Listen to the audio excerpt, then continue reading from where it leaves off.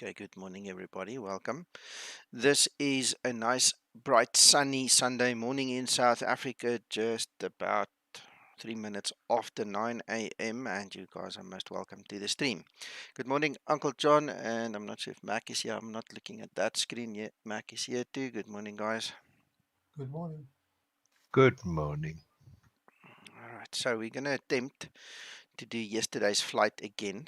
This time, I actually purposefully went, pulled out the electrical socket, and we are running on batteries now because if I have to have another power dip for 2 seconds, that messes up my whole day. I'm gonna scream.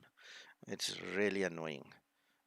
There's no rhyme or reason for it. It's just let's press the button. I don't know, some idiot fool somewhere make a mistake and then I have to pay. So enough with the rant. We'll forget about that. We're on batteries. They can do what they want right now. For the next 3-4 hours, we're okay.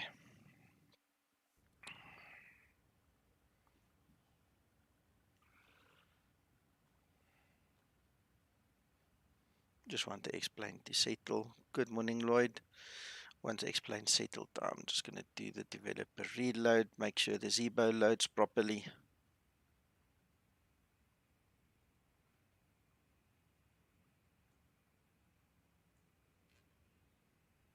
Morning, Kevin.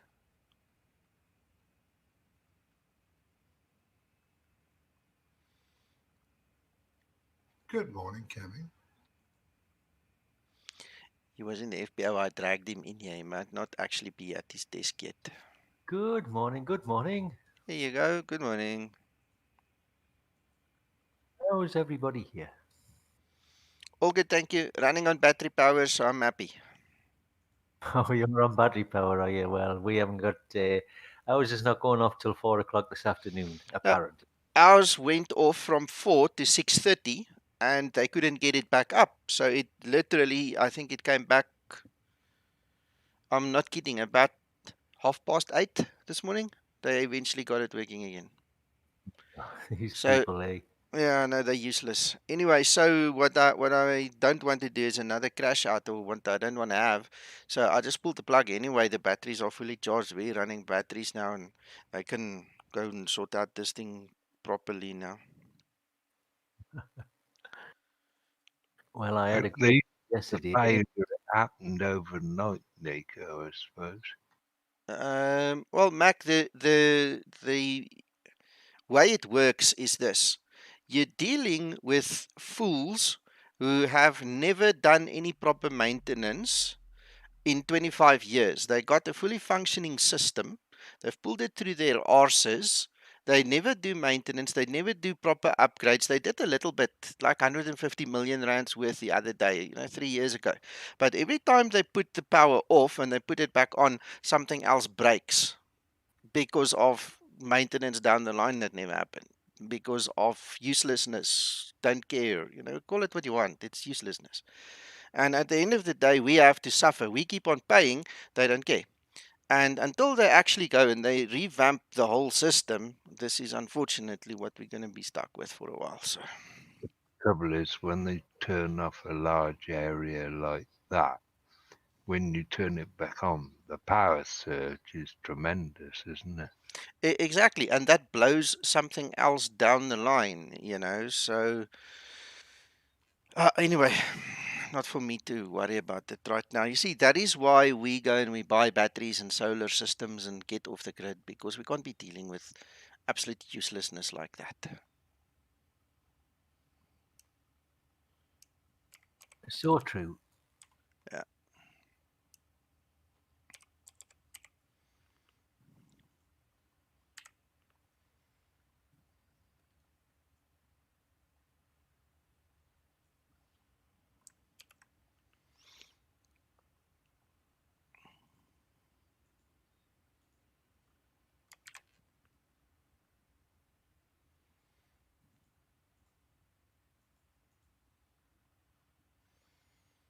There you go, Lloyd. Thank you for the heads up there.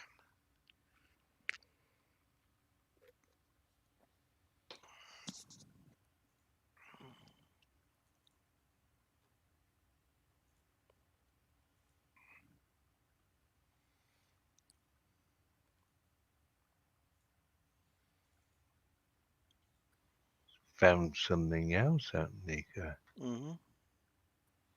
I haven't got the latest web FMC, but does it replicate the new style No, FMC? nope, it has not been updated yet. It's still on the old one. So I'm pressing buttons blindly here to navigate on it if I use it.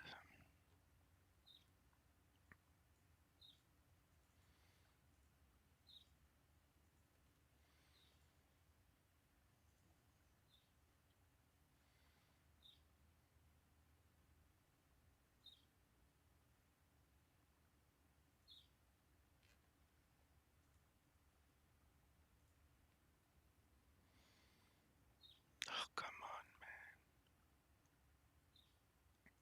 Just want to get the VA software running.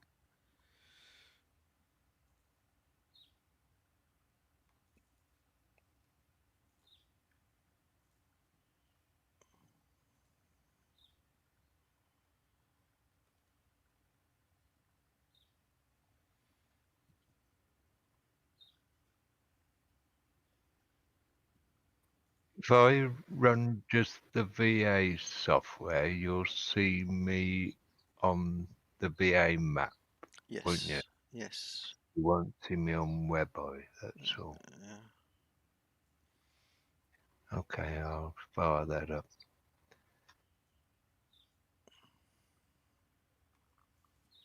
So, Nico, you're doing the Manchester to Rabat? Yes, sir. I'm doing that again.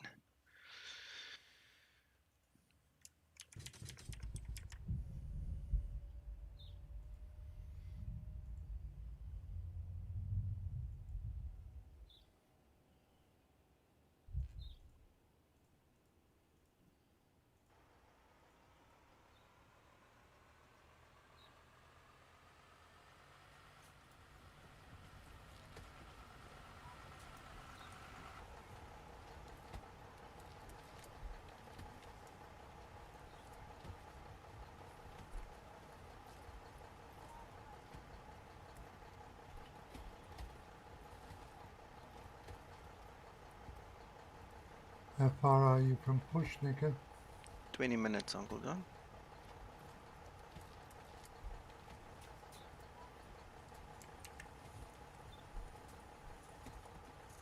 If you go to group flights, just posted my flight plan in there. So I'm taking 23 left and 21 to receive.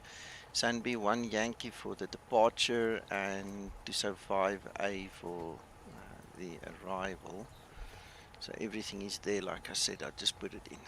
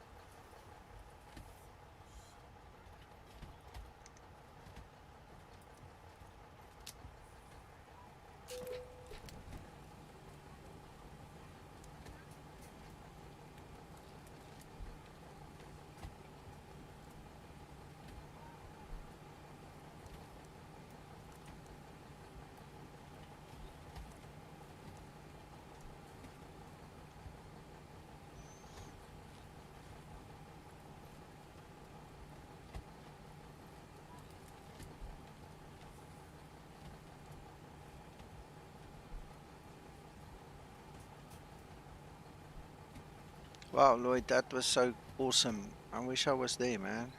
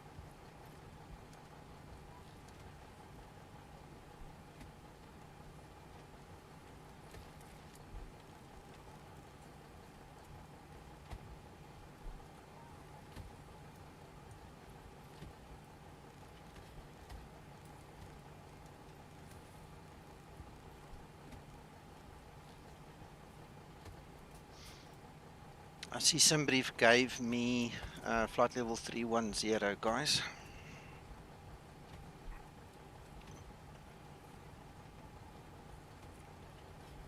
So are you changing 3.3 to 3.1, or are you sticking with 3.3? No, I never had 3.3. I said that is what Active Sky says is the best.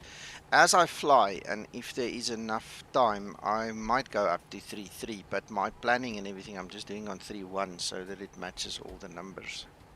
Okay, well, I'm going to Right. stick on 3.3. Nico, just as a thought, Mm. do you, when you're setting your sim brief, do you have it so that you can have step climbs, or Yeah, I leave it on auto because if you leave Sim Toolkit Pro or Sim Brief the altitude, the flight level at auto, it automatically gives step climbs if necessary. Okay.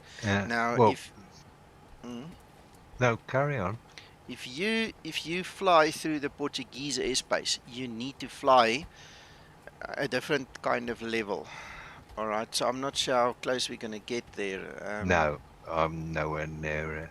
All right. Okay. Then you see, for instance, then we would in fact also go down on an odd flight level.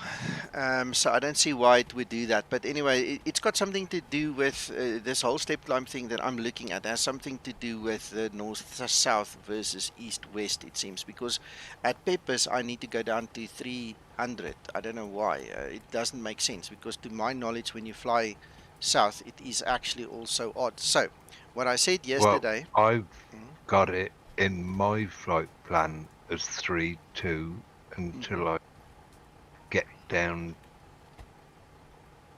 to level. Where is it? Till I get to LELNA, and then it goes to 33. Mm. Yeah, my one starts at 3.1. It goes down to 2.30, which is absolute nonsense. That's not going to happen. Then it climbs back to 300, and then it stays on 310. So I'll check when we get to these individual waypoints what the reason is, because that 320 to me means he's using this. The simple sim brief is using a Victor airway instead of a jet airway, which is stupid because then it shouldn't be that way. But anyway, I'm not going to psychoanalyze everything to the finest Yeah, detail. I'm no, going to fly yeah, at 310. If an ATC comes on, this is my philosophy. If an ATC comes on and he wants me to change, he'll tell me to change. Right now, I'm flying 310. no, that's fine.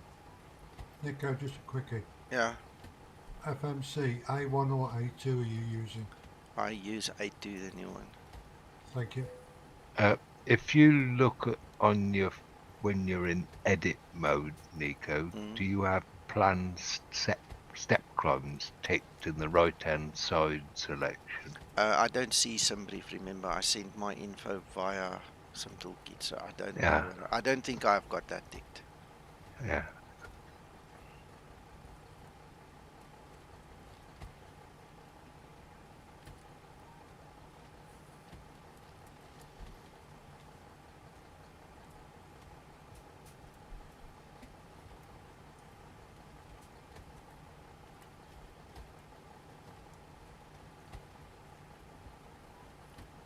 I think I'm going to do a push. No, that's fine.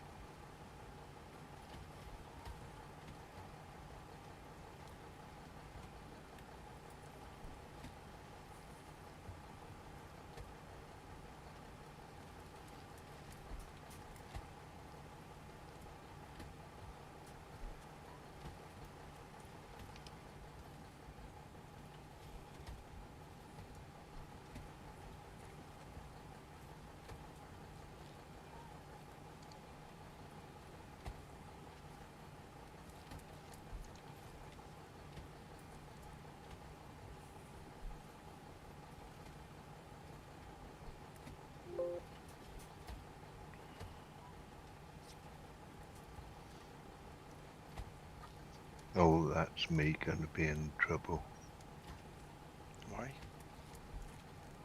Well, the frying pan I've loaded is different to the one that is in the BA. iMac. Where did you get yours? Simbury. I But it don't. was it made a practical one. I don't use some brief. I don't trust that thing at all.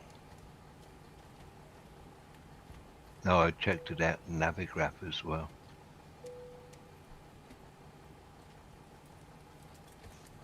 Captain Hatcher on the fasten seatbelt sign. We do ask that all passengers take your seat at this time and please fasten your seatbelt. Just as a reminder, we cannot leave the gate until carrying items are properly put away, all overhead bins are closed, and all passengers are seated.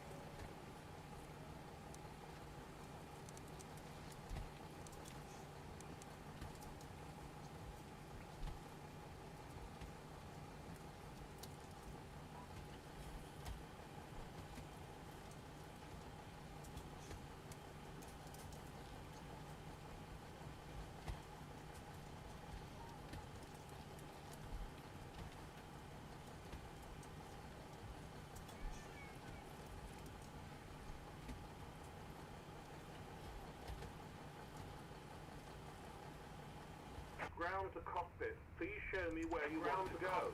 Tow is driving up.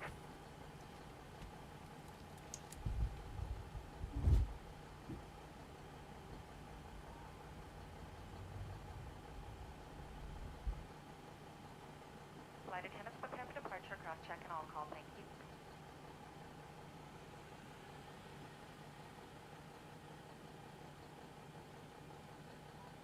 All right, we've got everyone strapped in.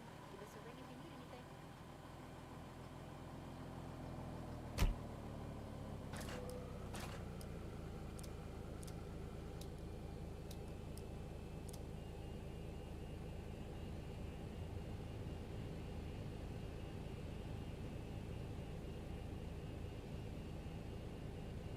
Before start procedure. Okay, all doors and hatches are closed. Ready Before to start connect. procedure.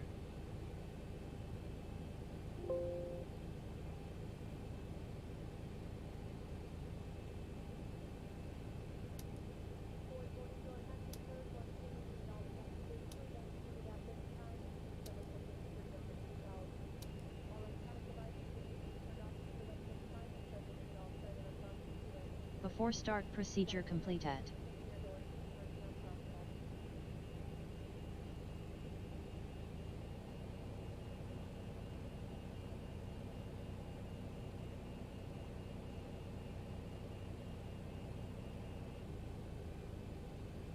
Tow connected and bypass pin inserted. Release parking brake.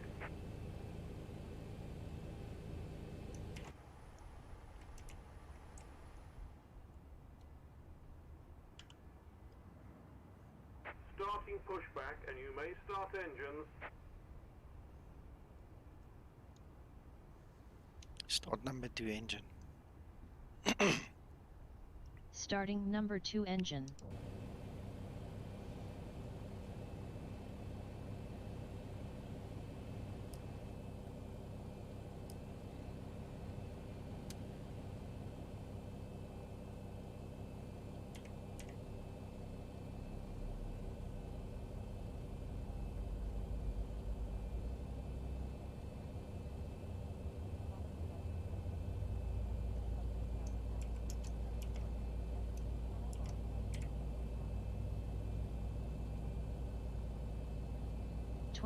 N2.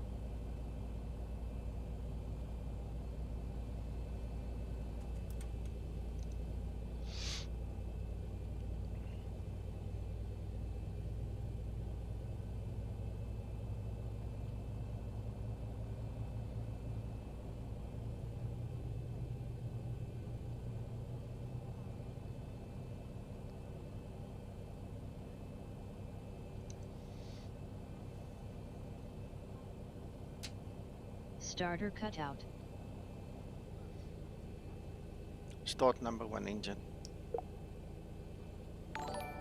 Starting number 1 engine.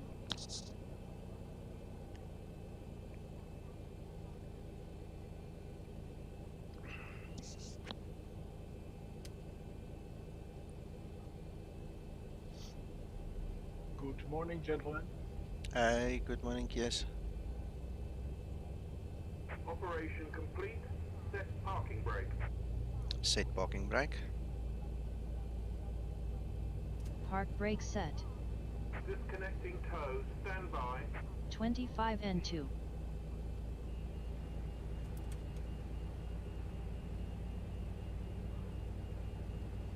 Yeah, this is very nice scenery, I must admit. It's not up to date, but it really, really is very nice looking.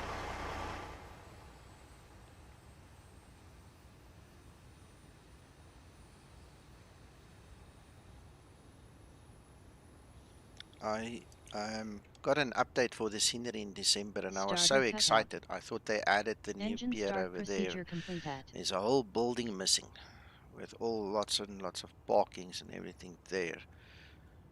The free one from TDG already contains it, but for some reason that thing causes such a great hit on my FPS I can't use it.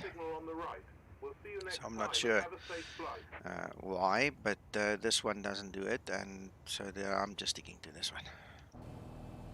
Out of interest, I checked out the X-Plane gateway last night. They updated, but it hasn't been approved for circulation yet. But they've updated all the numbering and everything to the latest. Okay. Yeah, you see, if you go to your AVS now and you use custom and you click on taxiways and things, these numbers are actually correct. Okay, so there's number 16 where we were just now, right? So all of these, what is this thing doing? Undo. Want that one first. All of these ones are perfect.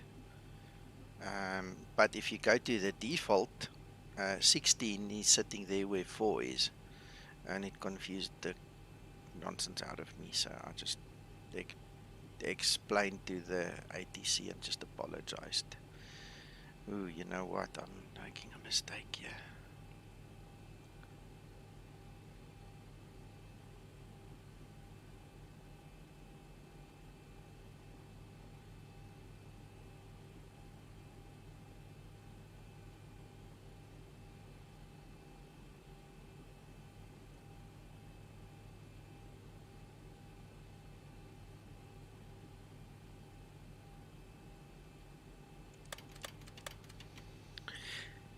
Thank you, sir. We'll have a nice flight. I'm sure I'm running off battery power, so I won't have to rage quit and rant and rave anymore. I did enough of that already. Man, it was upsetting. So, all good Flaps now. 5 set.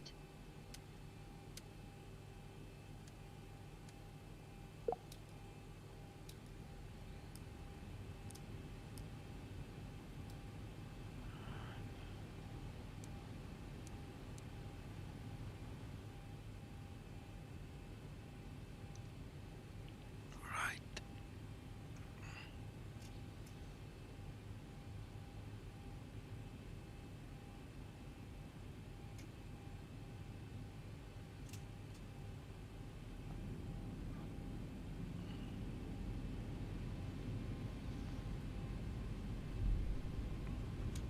Taxi lights on.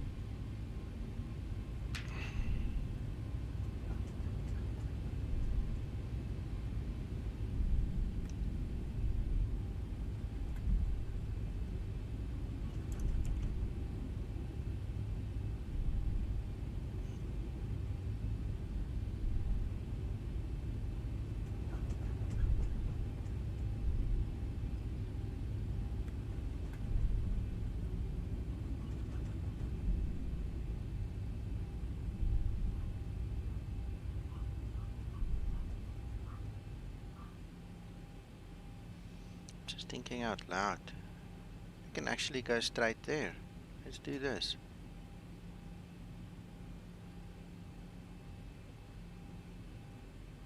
Ha! can do that.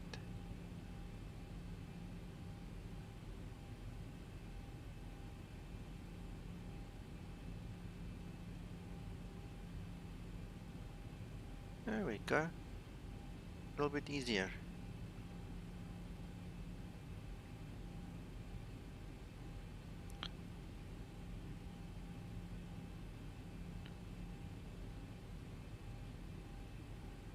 I'm just answering a WhatsApp quickly.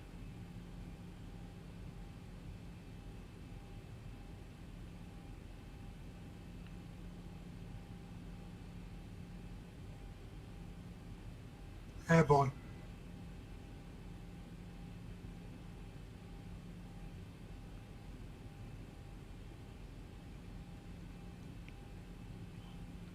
Enjoy, Uncle John. Thank you, sir.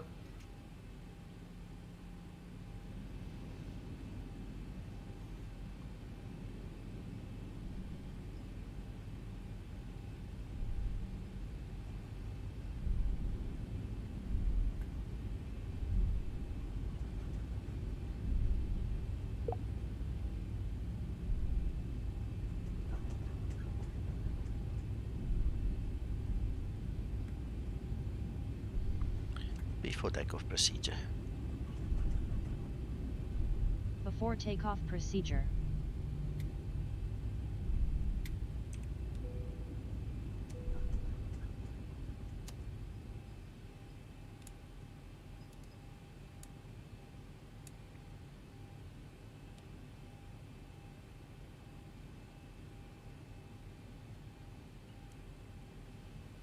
Before takeoff procedure completed.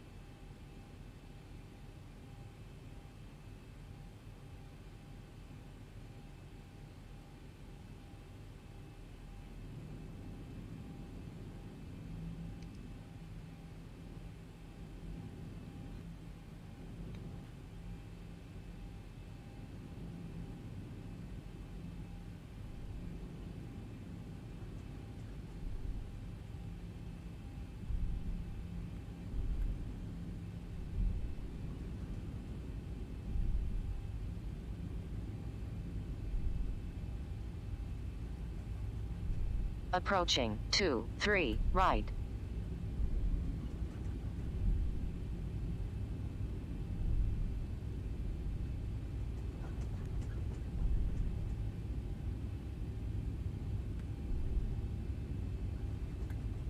$270 at 11 will be the winds.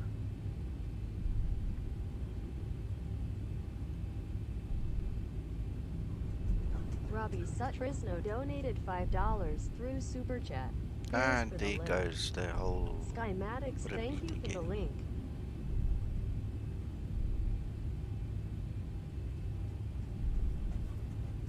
Mark Schmidt donated €3.49 through SuperChat. Thank you, gentlemen, for all the tips.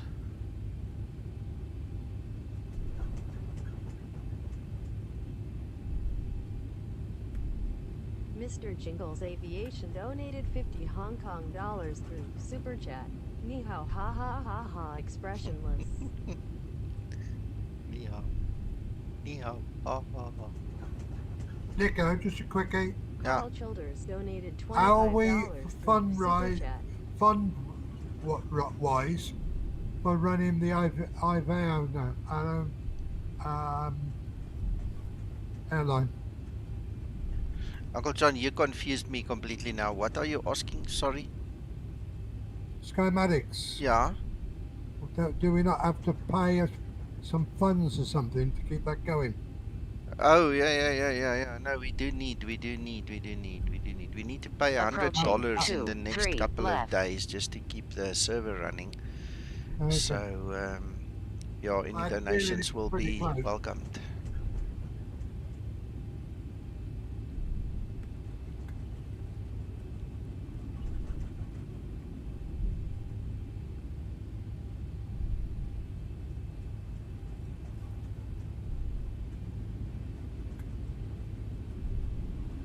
Stabilized. Alright, Toga, let's go. On runway 23 left. Takeoff thrust set.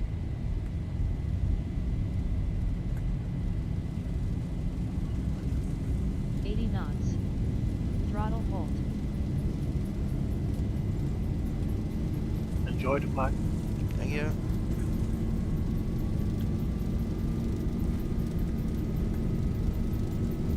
V1. Rotate.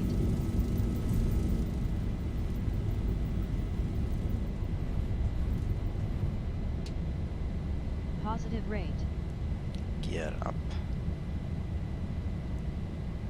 Gear up.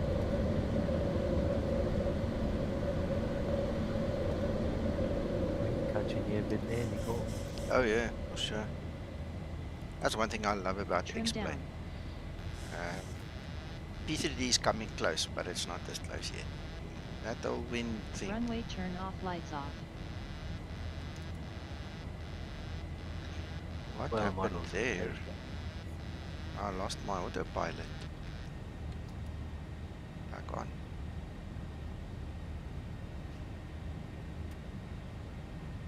Not sure what happened there. I might have touched something. No, this trim wheel, the Cessna trim wheel thing from Cytec that I've got is a wonderful thing. I can't live without it. But it is really fitted in the wrong place. Sometimes I just move my hand to grab the coffee and I touch it and disconnects autopilot, pitches up or down or do something weird. Flaps 1 set.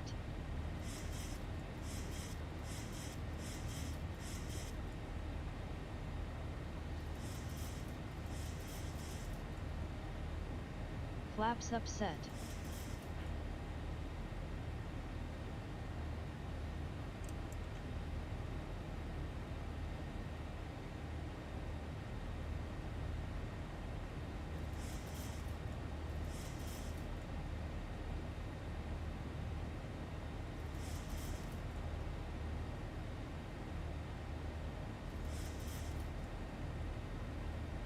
The flaps issue with Linda, it's their flaps up and set. I saw you type that to me, yes. That's better than flaps being upset. 1000 to level off.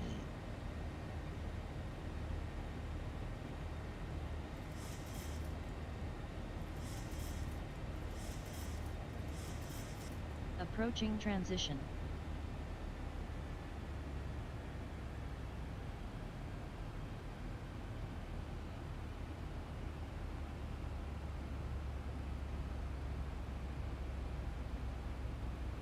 See, now the aircraft flies this thing very beautifully because now we are going to remain at 5,000 according to, get my aircraft there, according to the chart, so we can legally fly to 5,000. If I press that button now, we're most likely going to bust the altitude, so we're just going to keep it there till we pass 5,000, then we'll press it and the aircraft will continue.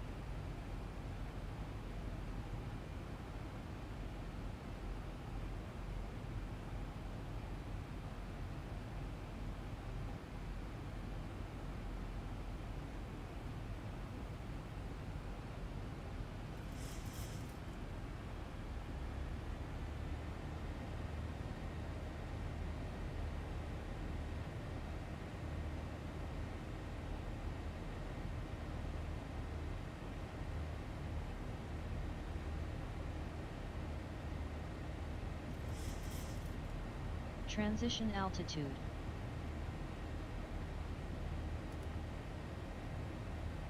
Perfect.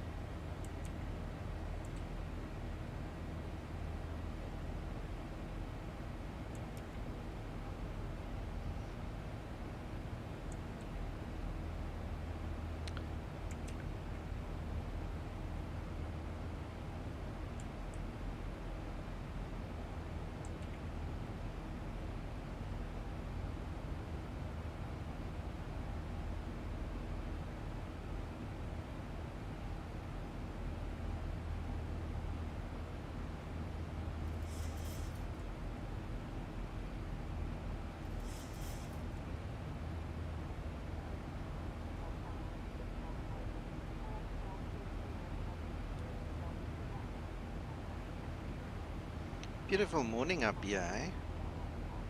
Gorgeous.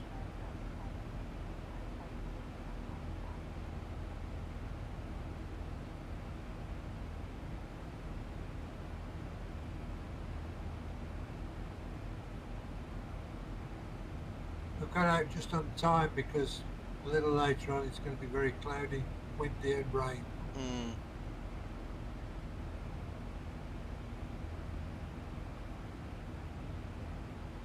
You far behind, Kevin? Oh, I'm not flying at the minute, John. I'm just watching. Okay, but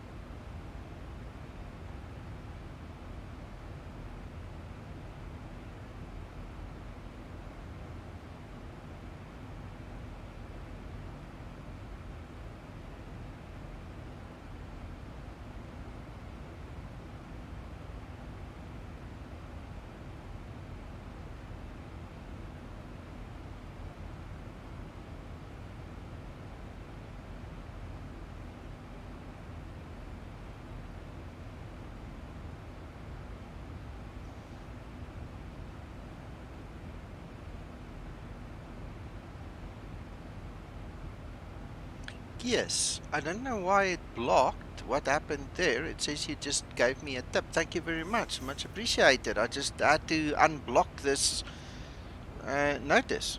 So thank you very much. No problem. To pay the Yes. service. Yeah, thank you so much. I appreciate it. It's just weird. Good morning, Paul. I don't know. And now it's telling me it comes through Stream Elements. God knows why these things get so confused. I haven't used Stream Elements in such a long time, but it's telling me at least while the other one is not working. So at least I know. Thank you. Weird. It calls for another investigation.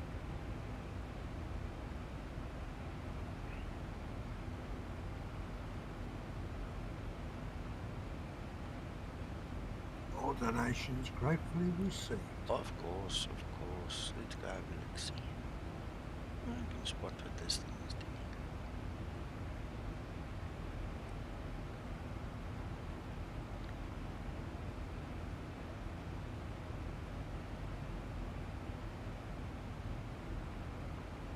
Oh, I see. The link is actually still pointing to Stream Elements. Yes, you've just opened my eyes to a problem here. It shouldn't be pointing to Stream Elements anymore. Thank you so much. That's an extra bonus now. Wow, wow. I have to find the correct URL to put up there. Who was it the other day? I think it was Christer who also said it didn't show. Now I think I know why. That must be this. It's pointing to the wrong place. So we can find this.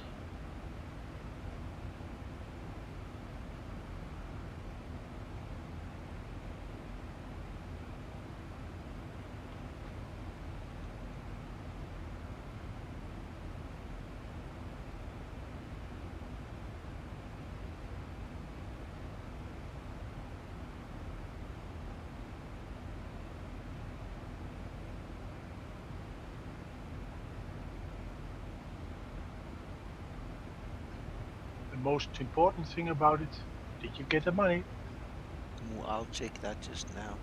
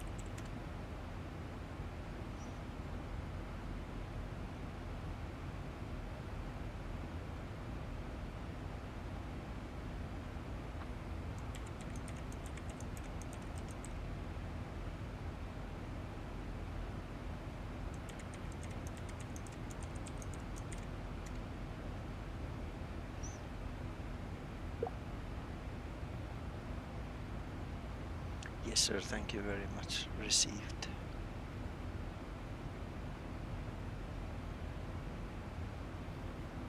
Okay, very well.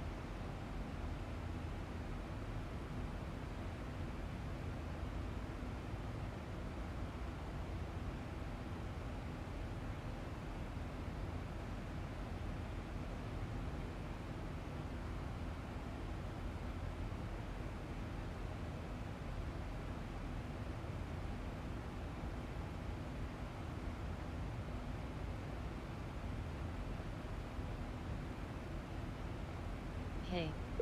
I can cry if you will scold me.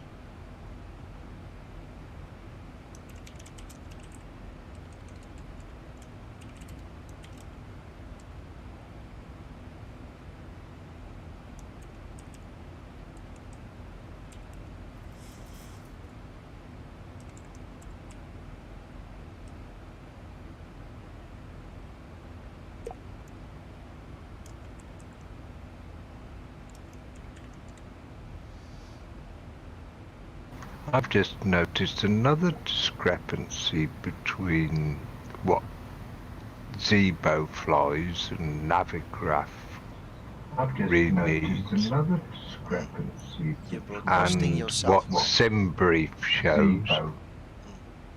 You're broadcasting yourself. Your volume is very loud there in the background. Sorry.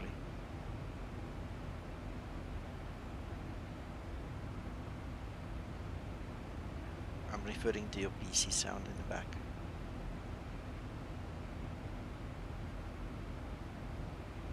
Right, I've muted that. Okay, cool. What's the discrepancy, Mac? SimBrief doesn't take any account of Sorry, you broke up. restrictions on the SID. Okay. If you have a look at your SimBrief, it goes 8,000.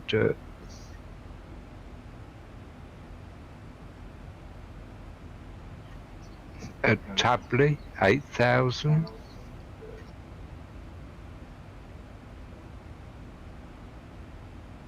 Where is Tably? I'm not sure if we have the same flight route like you mentioned earlier, so I don't see that in my 1000 to level off. In my SimBrief at all.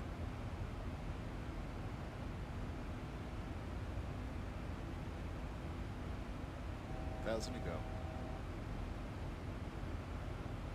See, this is part of the reason why I don't trust SimBrief, because everything SimBrief does is wonderful. It's perfect. It's you can't do better when it comes to the calculations of certain things. But the fact that it's not a SimBrief plan that you get, it's a user-created plan, and it could be a 16-year-old idiot or an 80-year-old idiot who make the plan, or anybody in between, you know, that might know or might not know what they're doing. Did you take off 23 left or 23 right? 23 left, and I used SANBA 1 Yankee. Right.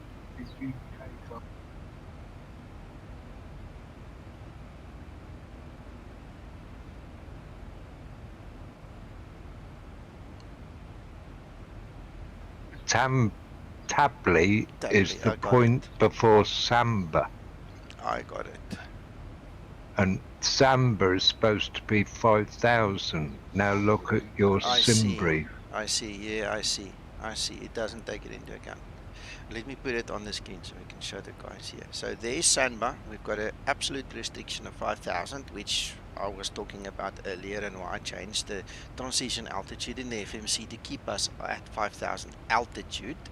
Now there's Tably. Now if you go and you look there at Tably, Tably says we need to be at 8,200 feet. See, it doesn't take the restriction into account, exactly as Mac says. Well spotted, Mac. Again. What it means is that according to the OPF, for example, that means that SimBrief would show top of the climb a lot earlier than it should be. Yeah. It does. You see, now for ordinary simmers, that really makes no difference. It's much of a muchness. It's just as much as the real world pilot says, oh, you have to use top of climb winds when you fill in top of climbs. Like Sasso said, it's logical, it's a no-brainer, but it's actually irrelevant. First of all, the winds here was taken at midnight this morning, right?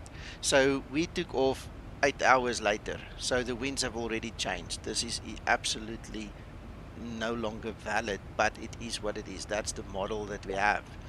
And whether you use those winds, the average winds, or you actually do the trouble to scroll down and get the top of climb winds, it is a fictitious value either way. It's not true. It's not real. If you want the actual weather, in my simulator is generated by Active Sky, and if I go and scroll down to top of climb, see there, it gives totally different winds and values for ISA and actual temperatures and everything. So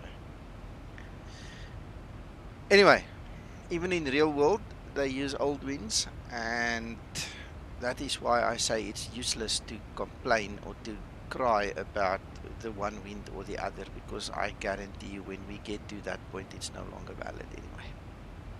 See, there we are. We are now at the top. 333 at 93, and let's have a look. See, it's not even close. It's not even close. I didn't get The much actual sleep wind is today. 333 at 93. That one says 324 at 62, and let's go down to top of climbs 335 at 106. It's not even close, man. It's much of a muchness. It's a academic technicality. That's all it is. It's got nothing to do with real world. Whether we talk real world flying or not, the model is old. Unless you go to the 14th, which is today, right? Yes, and that's midnight. 00 is midnight. Unless you go fly at that time, all of this other stuff is just an academic, plausible possibility. It's not real.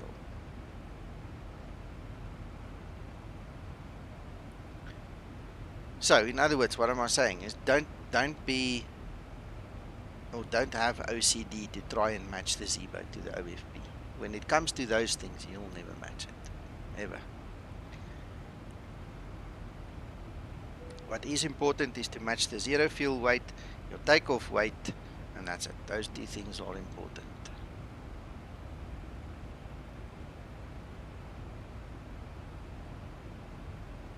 So even if we go into this now in more detail, let's do this, right? So even if we go to legs and route data, we go find this in B.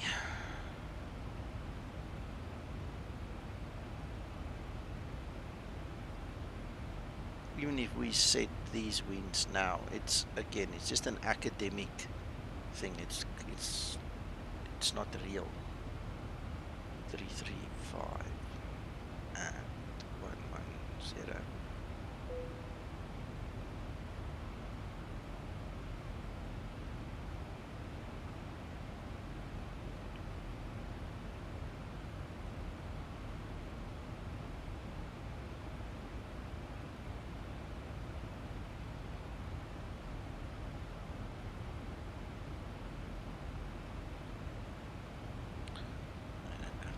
Same thing if it's the same thing.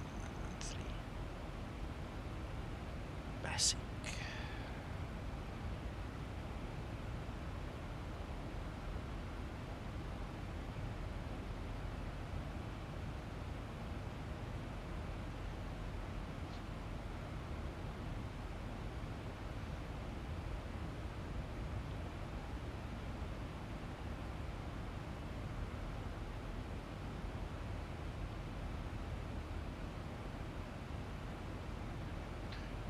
Morning all.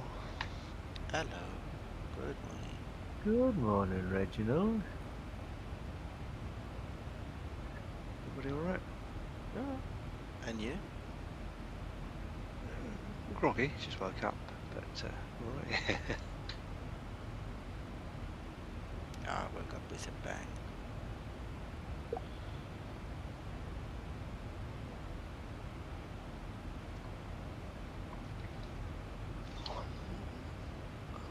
So what are we going to talk about for 4 hours then, Nico?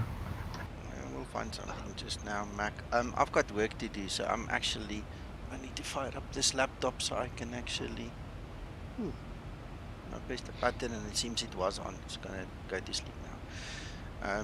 I'm actually gonna continue with work. I'll keep an eye on the chat here and obviously chat with you as we continue. You know. You're on a 4-hour flight today.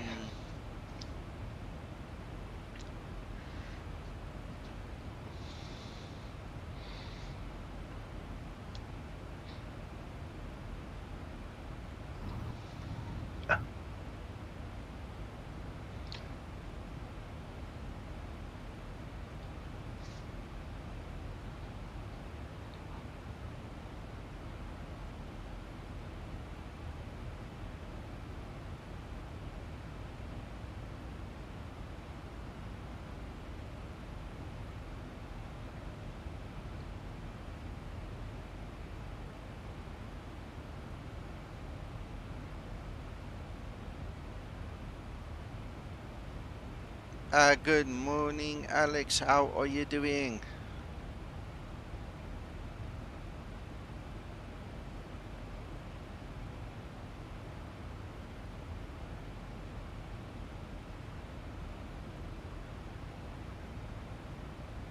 Damn, got something to the eye.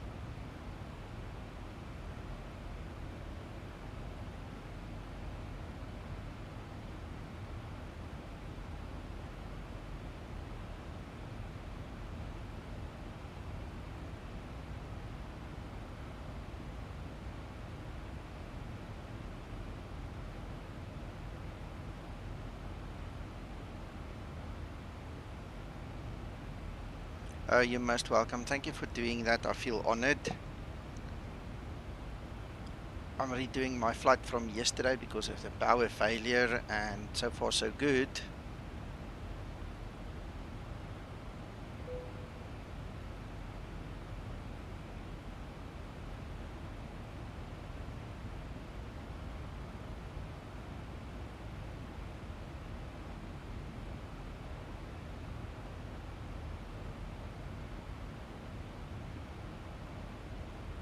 Boy, there's a lot of these guys. I really don't feel like doing all of them, I promise you.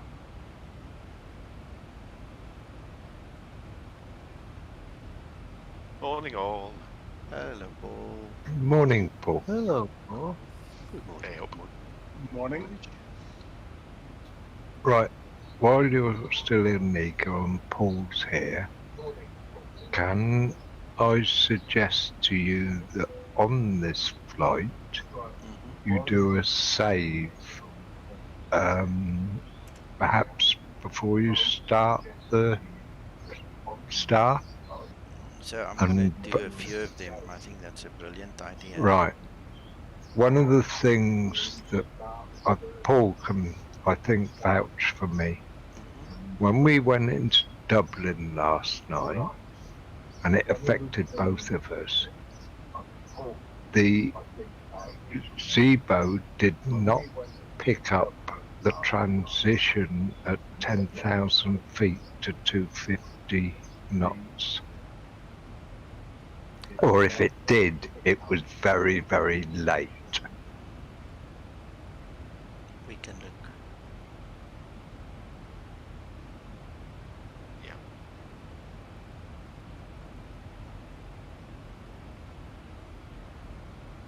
If I can throw my opinion in about this winds business, the OFP and its accuracy.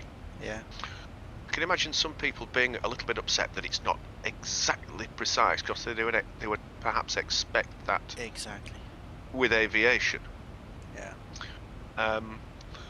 But entering some winds, even if they're not massively up to date, into the computer in the aircraft gives it a good idea of what to expect. But it's also clever enough, in inverted commas, to adapt to that as it's going along, so it's not ultimately a big deal.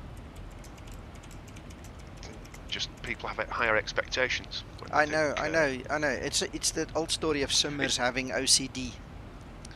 You know. So it's not actually broken in any sense. Yeah. Yeah, no, I'm with you. And if you read there what Alex says, he normally only puts it in when there is more than 10 knots difference.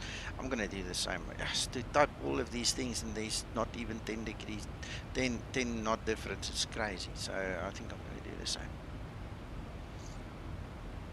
Unless you're twiddling your thumbs for 3 hours. I actually have got work to do. So things to do, which means that this is just a nice to have. This was just one way of killing time. So.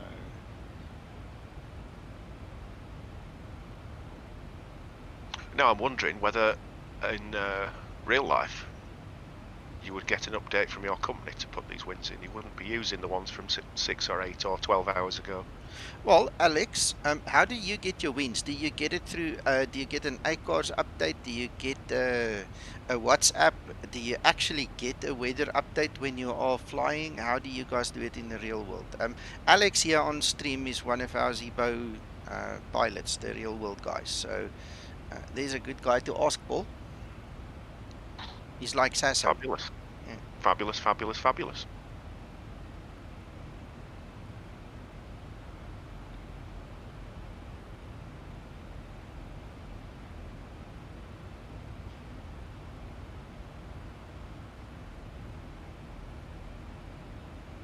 Can you imagine getting a WhatsApp message? That was just a joke, by the way.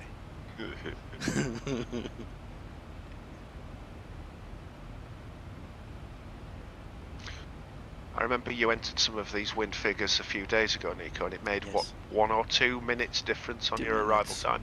Yeah, 2 minutes. And so, if you were going to enter these winds for accuracy, you'd be putting a new update in, wouldn't you, from the company, surely? I would think so. Alex probably didn't hear us, or his stream is lagging, but it would be nice to get an answer there.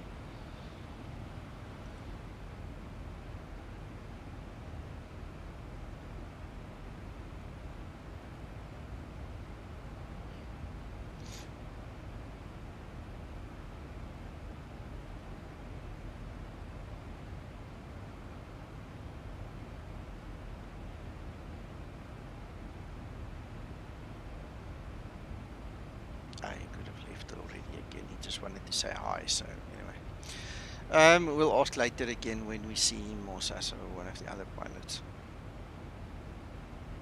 Nico, out of interest, did you put your flight into active sky? I did. So we can actually get, that's what I said earlier, we can get proper winds from active sky.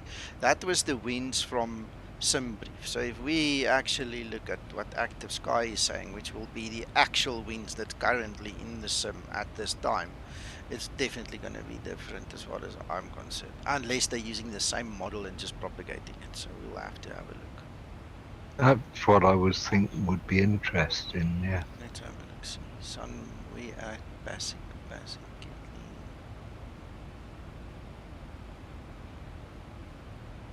Oh, there's BASIK. Just missed it. There's BASIK. Alright. Expected weather conditions. 290 at 9 knots. Expected winds. Okay, but that's a meter. We don't want to read it. The expected winds is 328 at 94.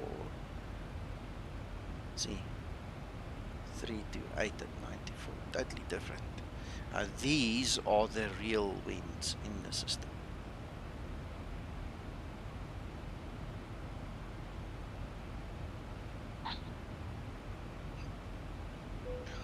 They're in the same ballpark though, so it's giving the FMC a clue, isn't it? Yeah. Of what's going on. Yeah, it's a clue.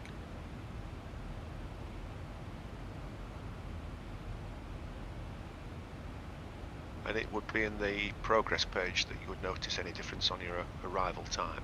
Yeah. And such like. Yeah, I'm updating these even though they're the same, just because of.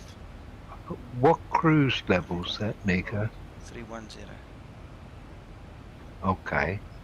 Well, I'm at 320, and it's saying BASIK for me, and active sky is 336 at 113.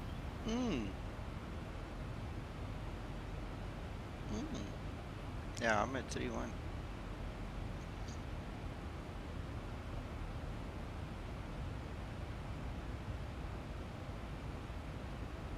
There you go, there's your answer, Paul. Thank you, Alex. Fabulous.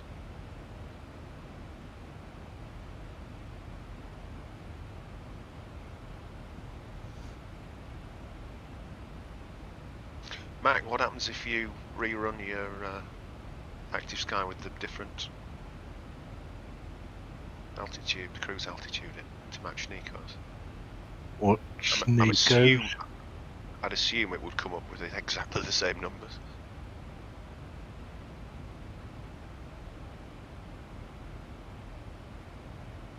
You see, some aircraft can update directly from the CDU, so there's a data uplink. See, it depends on the company, depends on who you fly with, what aircraft.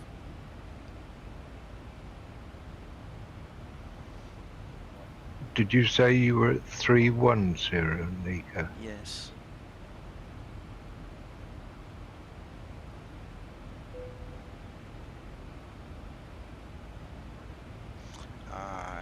Why did that change? That must be a D-log. Okay, I'll have to go back there.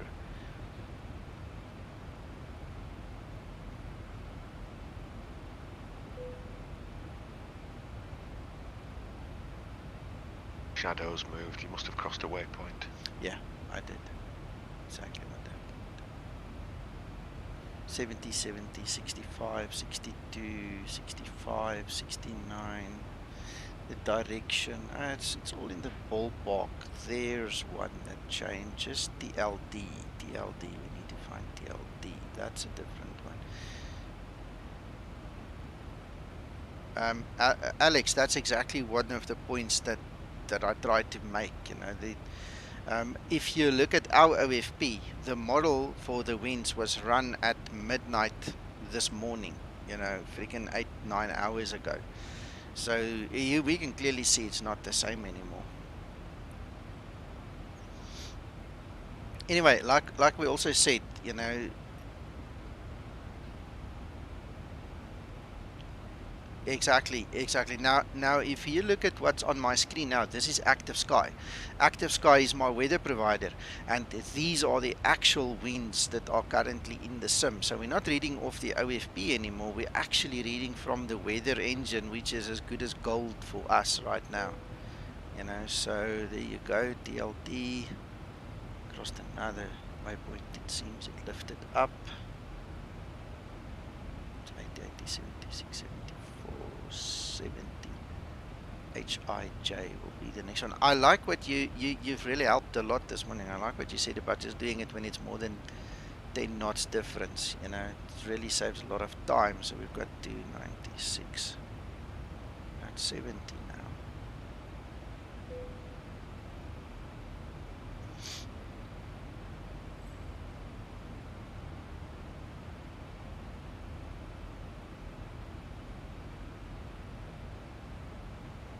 I suppose 9 is as good as 10, so we can put that one in.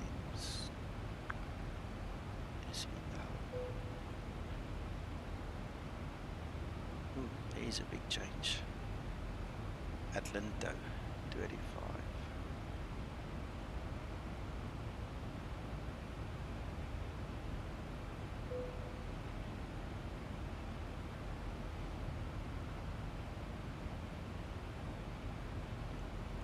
BARIS.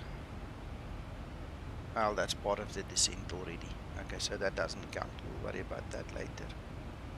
Alright, so, okay, I think in terms of my SOP for the Skymatix VA, we're going to do what Alex says. Okay, we're going to, if we want to do this, we're going to use a 10 knot difference to enter them, so we don't have to go and sit and enter 30 little lines of code there. And we'll take it from there. And then what the other thing I'm going to do is I'm going to, obviously, and I mean this, I don't know, do we really want to split hairs? I'm not going to expect anybody to do it the way I do it, but I mean, we might as well look at the descents here. Let's see, that's top of descent.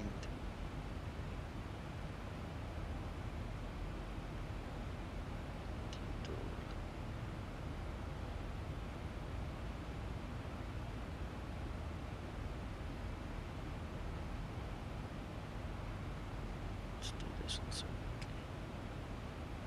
I see in Active Sky I've still got it on 3.3, so let's just update.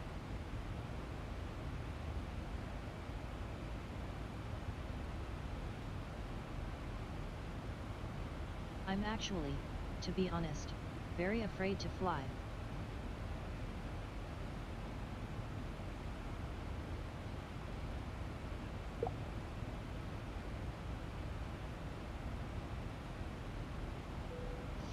See, the only difference here... What cost index are you running? 40. Do you know, I had a feeling you were. Yeah, it's a long flight. Told you, I split it less than 2 hours 20, more than 2 hours 40. Okay, that also makes sense. Yeah, 10 degrees. That's a perfect answer, that one, Alex. Thank you.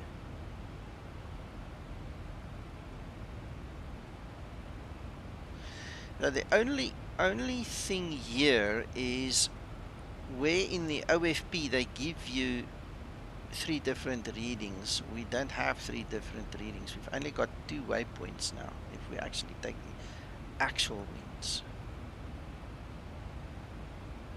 And that reads 6. Are you looking at top active sky again there? Yeah. This is active. Oh, it's not on the screen. Sorry, there you go. It's on screen now.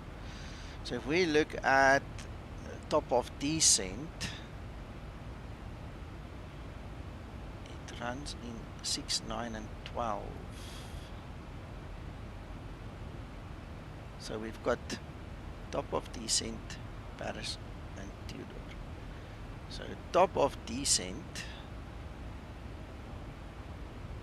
6, 9, 12, 18. The second one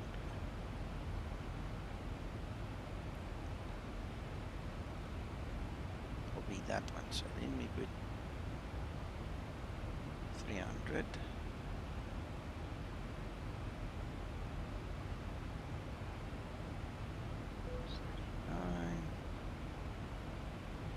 Baris.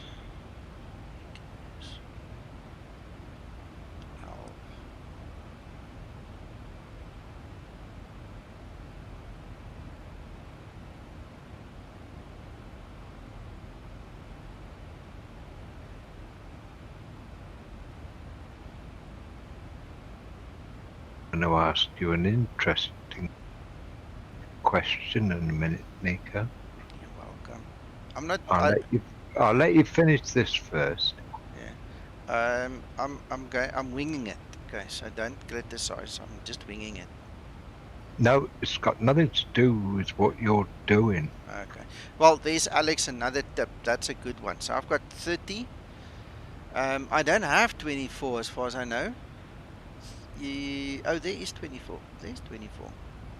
24 and 18. 24 and 18. I have to write this down, I'm telling you. Alright, so let's go change that. So that will be 240 and 180. Right, so 24 will be that one.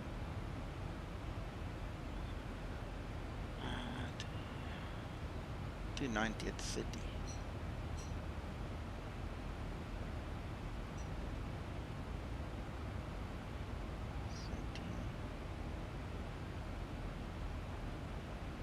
And 18 will be the one under the waypoint. 294.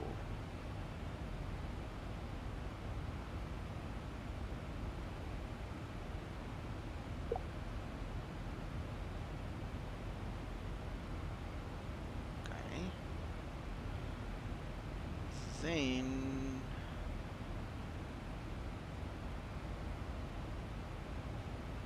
-4 1022. Then we have the transition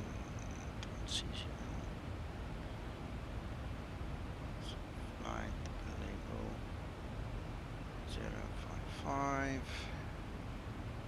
Execute. Right, well, if you use 30, 24, and 18, then I'm going to use that because that is something that Active Sky obviously gives us. So we'll use that. And if we are not really too concerned about it, where's that other page? We just want to enter something because we want to enter something. We can use the descent winds over here. So either or. I'll never say anybody is right or wrong.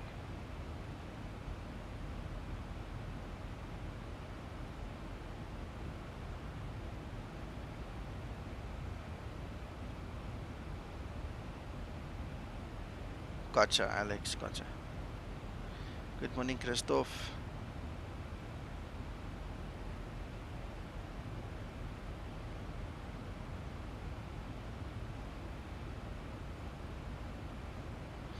Exactly, that QNH is the QNH of the destination. You can see there.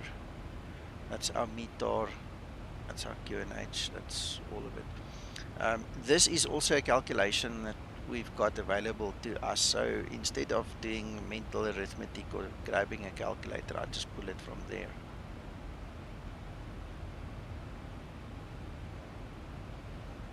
Hasn't failed yet, so seems to be working okay.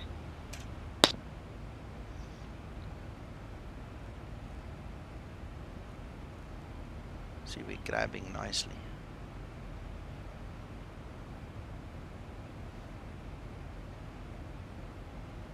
Right, my other question about active sky, Nico, was if you've got a flight plan that's got a step climb in, how do you change the altitude in the flight plan to get the different wind level? I don't. I use the top of climb. I use my cruise level. I don't go and split hairs to that level, because on your perf page it asks you for your top of climb information. You just put that in. Okay.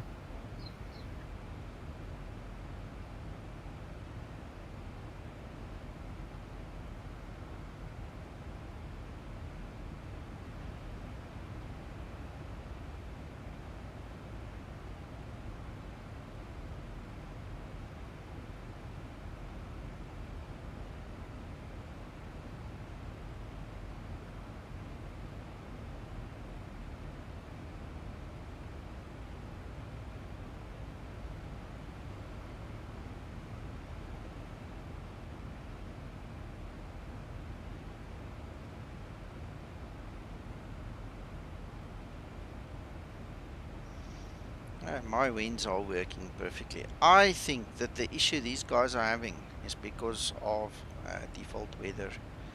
I've asked Zibo to look at this, so we'll see what he says. But if default weather doesn't put winds in there, how can you expect a reply? I don't know. We'll see. You know, the Zibo can't read them. It can't read them. Now, if it's a code issue, Zibo will obviously fix it. But why would it all of a sudden start now? That's a good question. And everybody that complains is on default weather. My active sky is happy.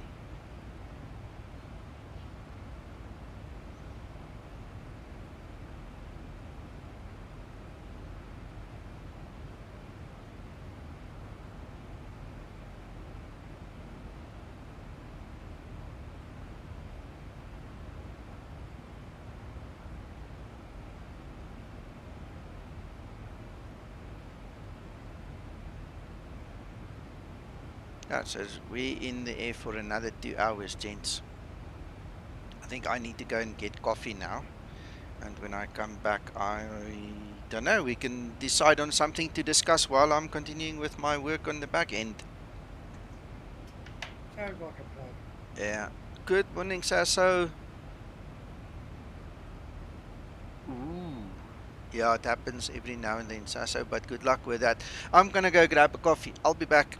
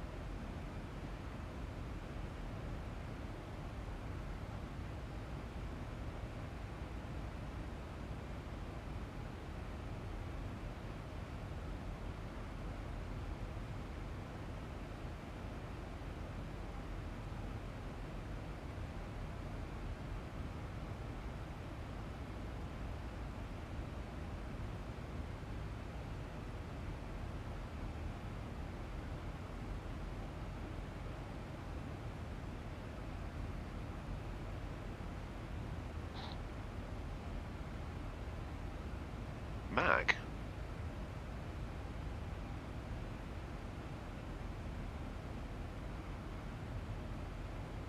Yes, yes, Paul.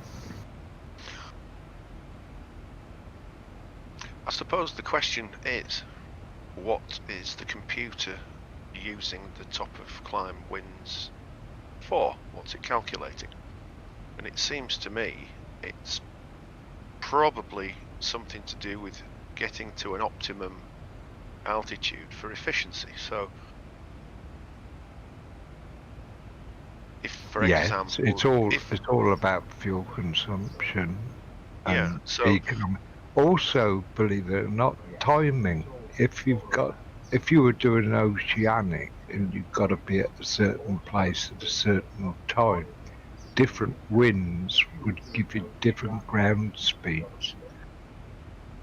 yeah, so if, for example, you were climbing through a headwind situation, you might want to get to your optimum cruise level quicker so that you're not fighting against the headwind unnecessarily. But your question about step climbs, well, you've got no choice. You've been told to climb that way, so it seems that it would be less important.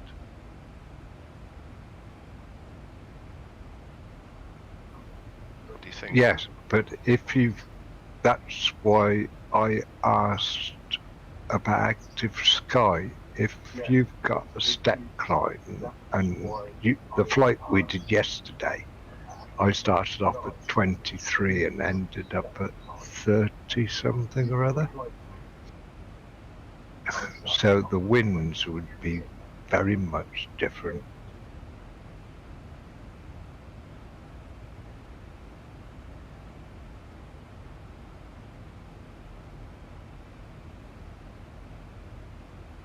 It's more important for perhaps working out before you leave your fuel load as well, Paul. Absolutely.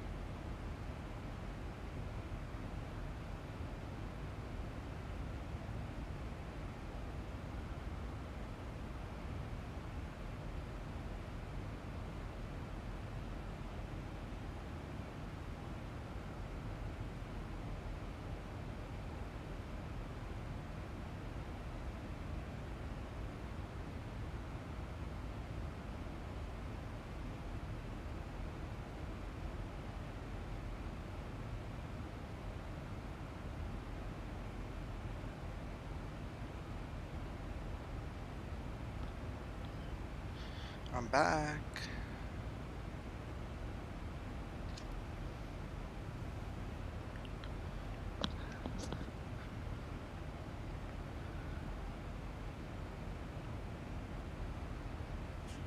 I've speeded up a bit. You're catching up on me in leaps and bounds.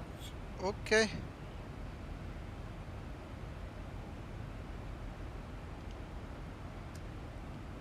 And I'm dragging my heels as usual, John. Well, I can't see you.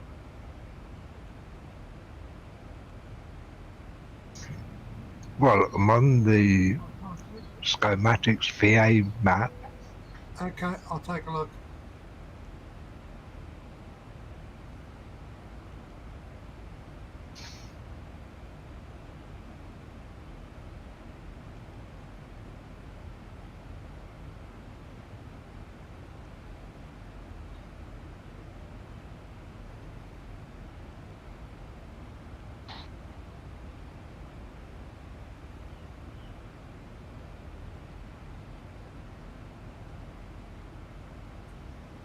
Hold on, Sasso.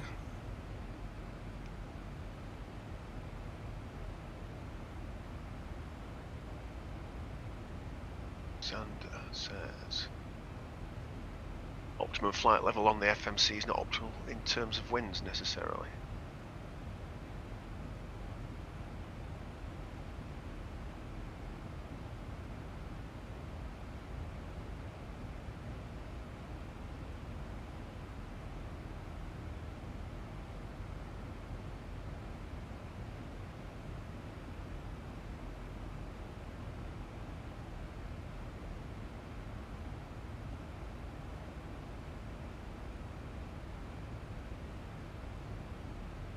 Hope that helps, Sasso.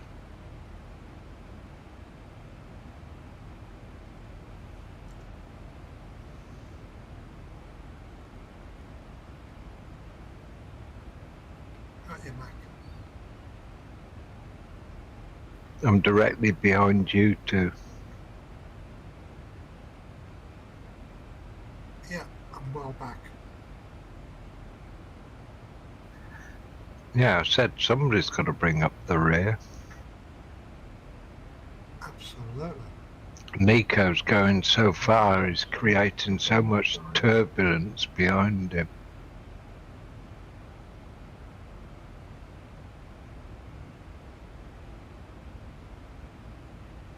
Well, Sasso, you know better than me, so that's between you and Zibo. Just leave him a message.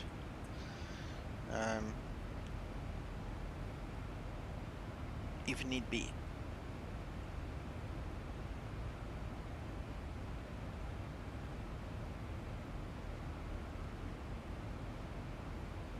Nico's going that fast, he's trying to break the sound barrier, I think. No, not really. I'm only doing 0.776 of a Mach. Mach 776.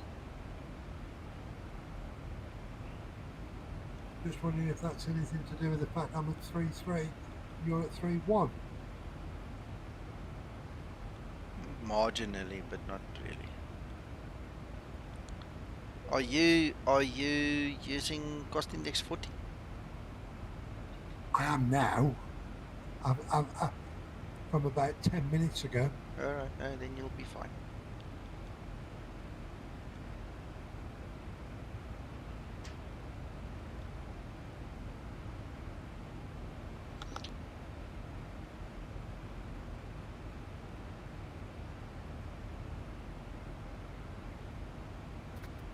I must admit, what Sasso's just said made me wonder why.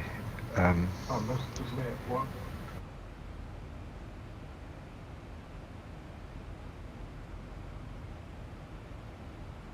It showed. The only thing is, Nico, why is it showing the deviance bar at the bottom, but it's not for the glide slope side?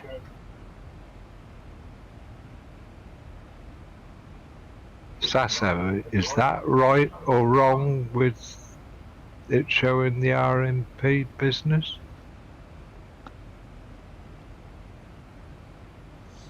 Well, the RNP is linked to this setting in the Zibo. So when Sasso speaks to, or Alex for that matter speaks to Zibo, they can confirm or deny or change anything that they need to there.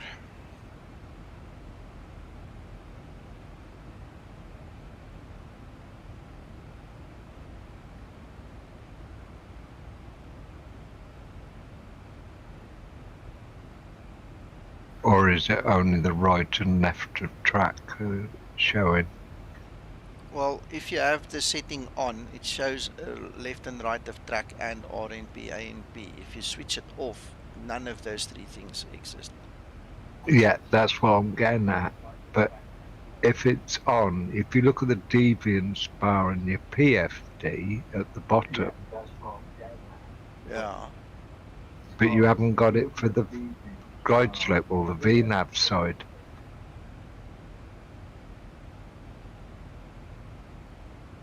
Thank you, Sasso, he's just clarified it, look.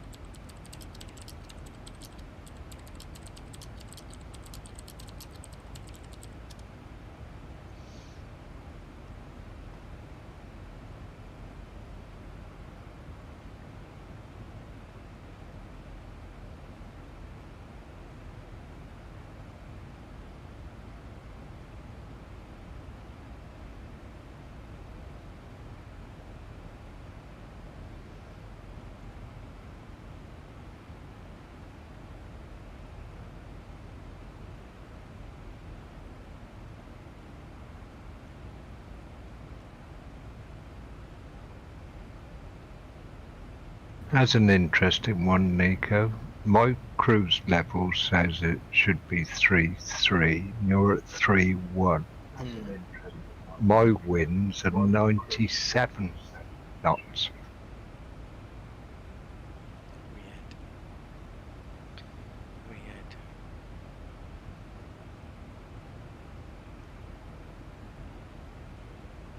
Weird. Mind you, we're not in the same airspace. I'm a few minutes back from you as well. That will make a difference. Yeah, that's what I've just realised.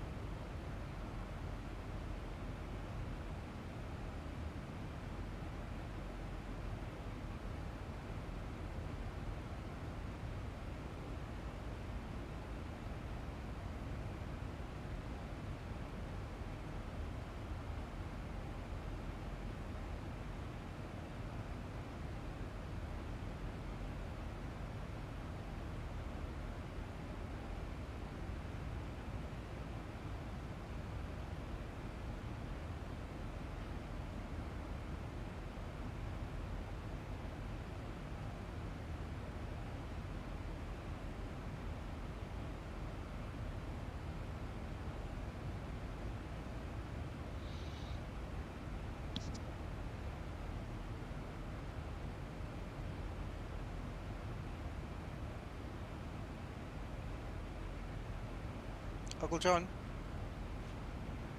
Yes, sir. I see we're holding approximately 45 nautical miles difference between us. Yeah, it's reasonable, that. Yeah. That's good.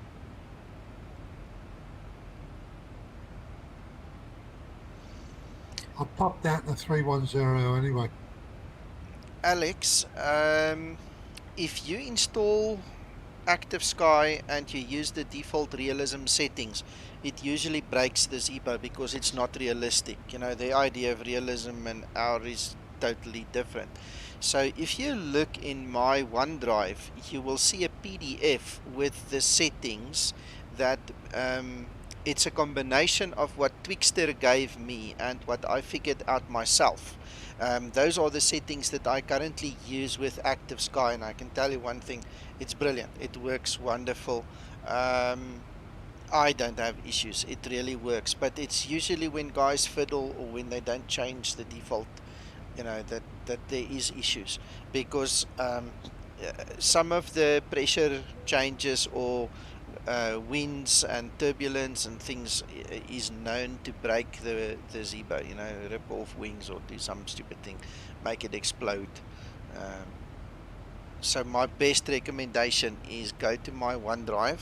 The link is below the video. You just click on show more. There is a link. You'll see OneDrive, my private hangar. Go there and go to Explain 11 Active Sky. Go check that PDF. The settings work really well. On top of that, the only difference between just having those settings and what I have right now is I use the real weather connector from X Aviation, and I also use their Skymax Pro. The real weather connector basically smooths out the ripples, if I can call it that. So instead of having that abrupt redraw of the clouds that you get, which is a normal explain issue, the real weather connector smooths the redraw out for you, and any major changes get smoothed out. So I think that also helps a little bit. But if you don't have the real world connector, and I mean, I didn't run it for years, for a very long time without it, just use my settings. They seem to work very well.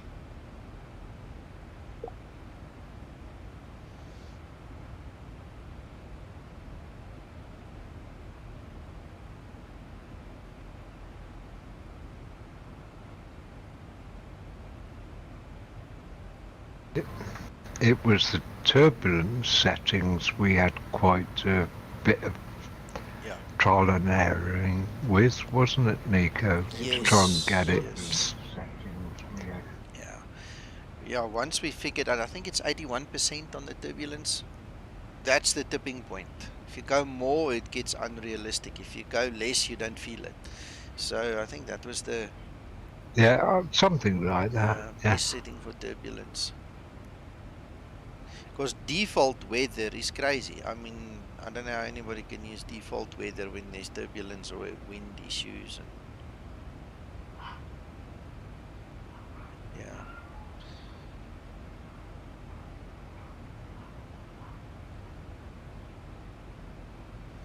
The settings should sort it out for you. You're still going to have the abrupt changes without the real weather connector, but it's not that bad with these settings. The settings really takes care of a lot of it.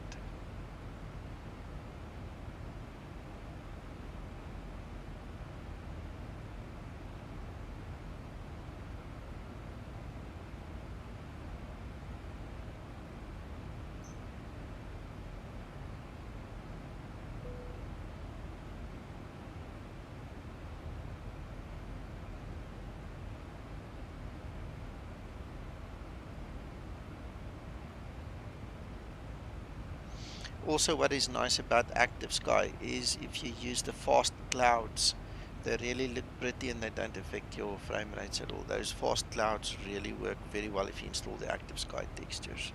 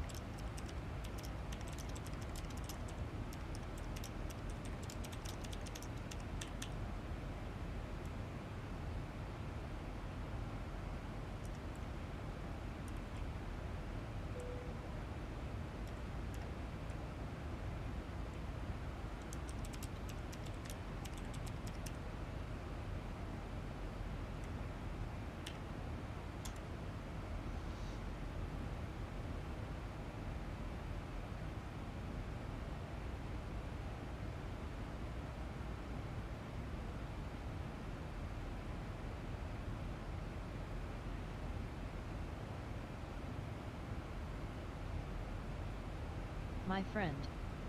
How do I look today? Same as every day, Linda. Same as every day.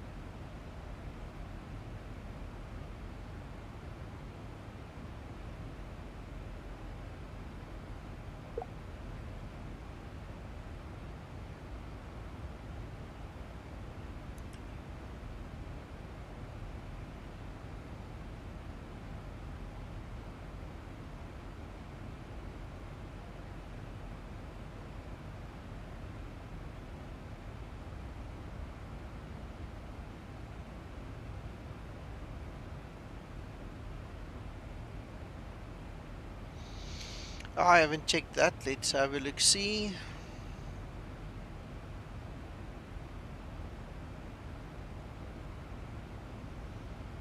Uh, 375, so we can actually climb.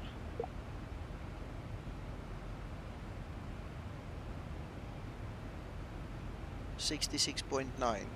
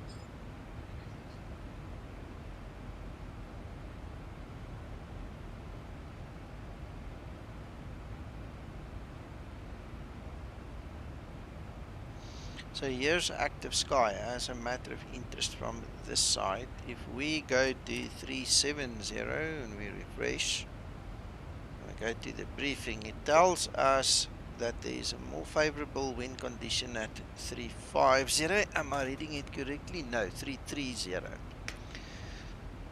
So we can gain about 12 knots tailwind if we go up to 330. Okay, so 350 will only give us yay, but 33 will give us that.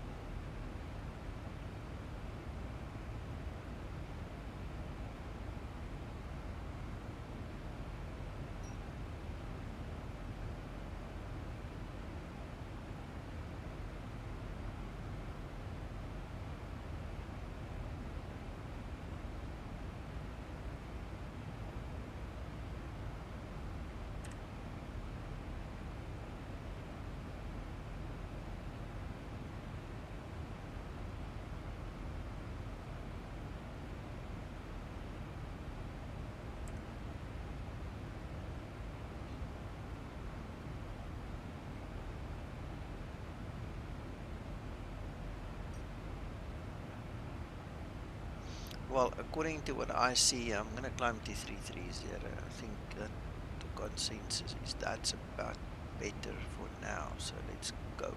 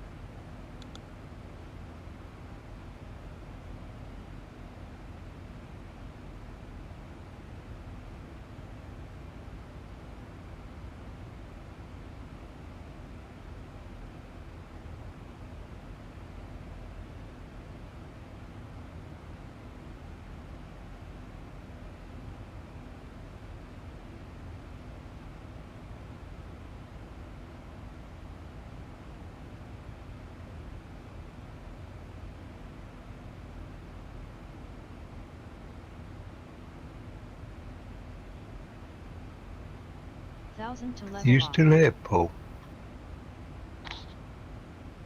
1,000 to Yes, go. Mac. Can I just drag you into the room above? Drag away.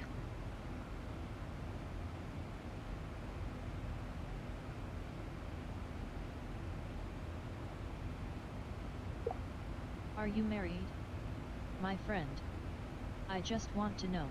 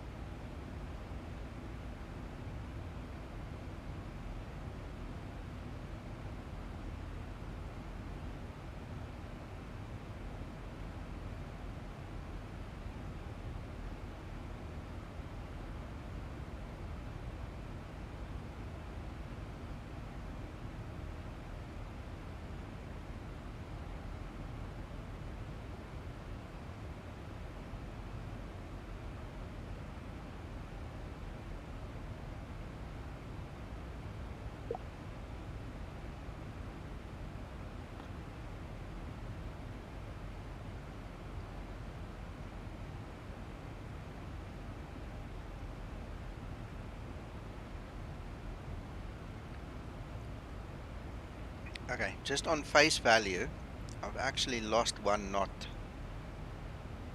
So when we look at the active sky thing, it's obviously talking about an average, which, you know, this is a long flight. It could be at any point in time, I suppose, where you would see the difference.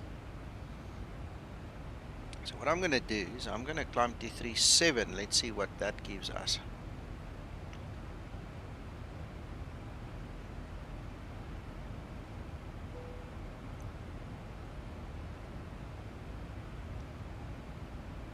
Exactly, that would help if we have better data to make a better informed decision. But I'm now curious. I'm going to go for optimal. And let's see what it does.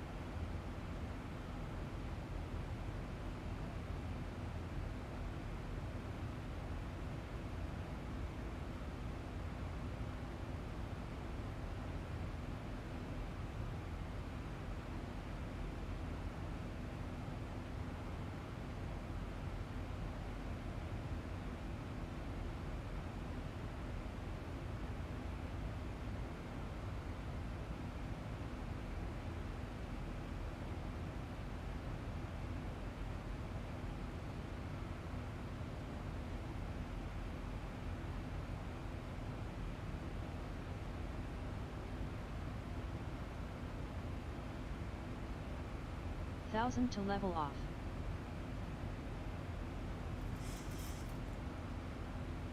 Thousand to go.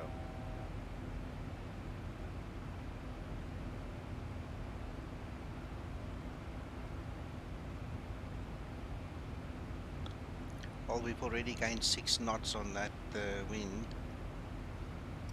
and it's climbing. I'm just muting my mic because I'm having breakfast here, guys.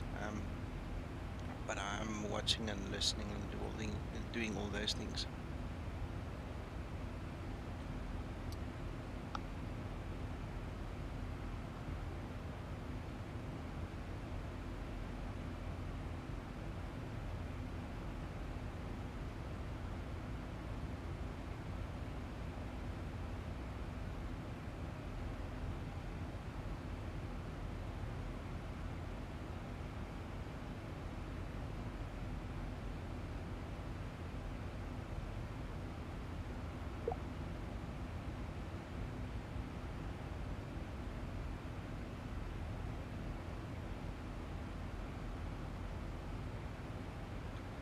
Thank you, Alex. Enjoy, and thanks for all the tips and everything. I'm going to make a note of them, and we'll talk later. Bye-bye.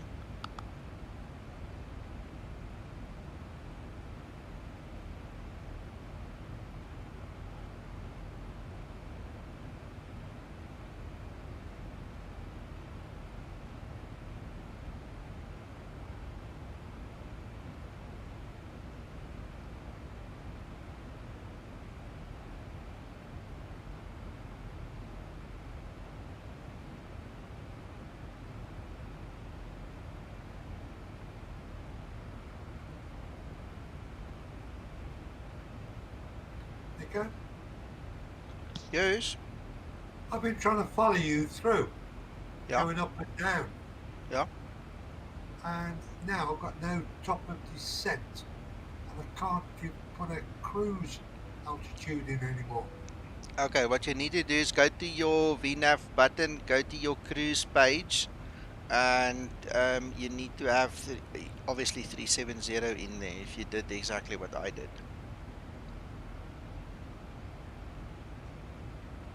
In the active perf init page. Cruise page.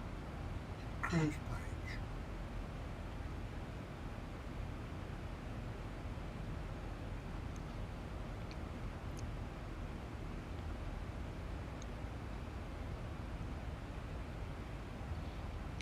No, you're in the wrong place. Click on VNAV.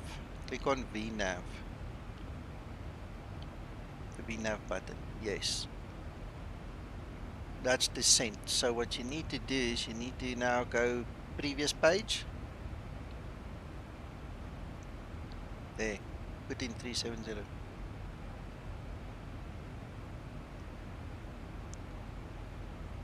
As always, bless you. You're welcome. I don't know why I always forget that access. You see, it's about the procedure that you use. You're using the wrong procedure to get the aircraft to climb. Yeah, I appreciate that.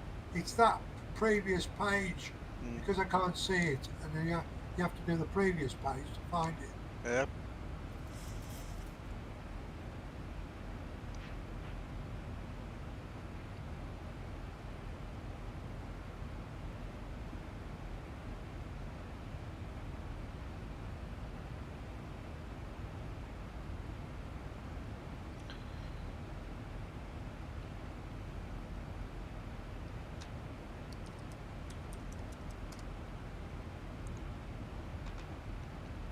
So you took yourself up to 3.7, have you? Yeah, Uncle John, I scored 11 knots on the tailwind.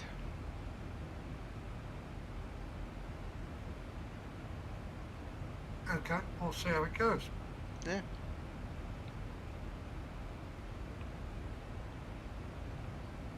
It's actually kind of upsetting because it doesn't, and I know why, but it, you know, on face value, it doesn't correspond to the values given by Active Sky. The difference is Active Sky is talking about average winds, and we are looking at a spot wind. This is at this particular spot, not an average wind, because there it's dropped again already.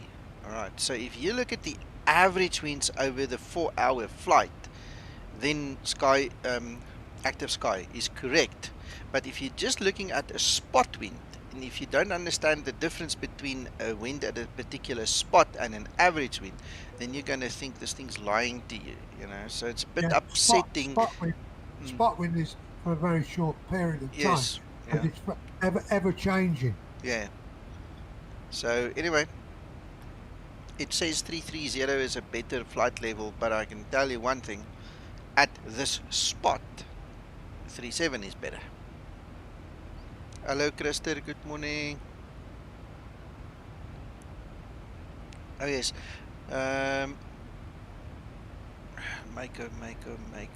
I did the Mako thing and I never gave it to him. Let's quickly do this.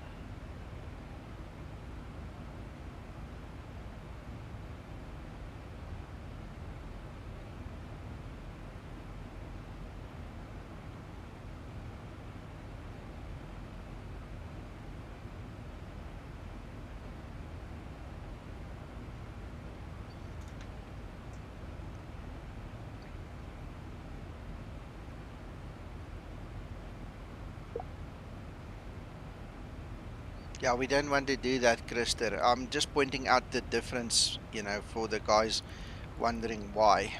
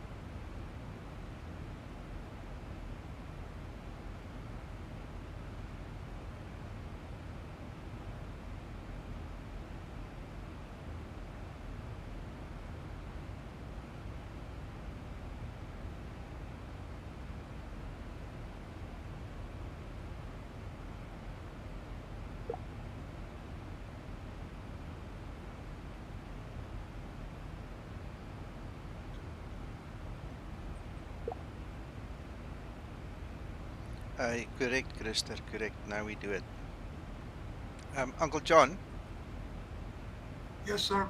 The correct procedure to do a step climb is to set your MCP value, to set your overhead on the pressurization system, and then you press the altitude intervention button. Okay, thank you. Once you press that button, it will automatically update the FMC for you. Nice.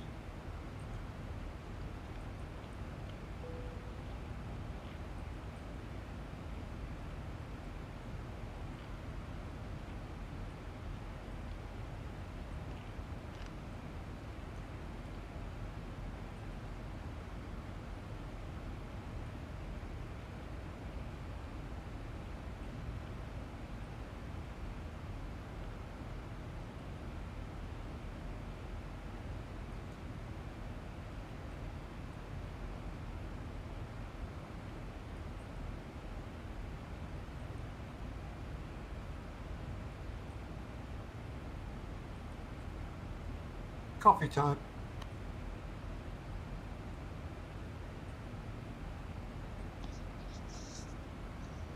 Now, Christer, everything seems to be a-okay.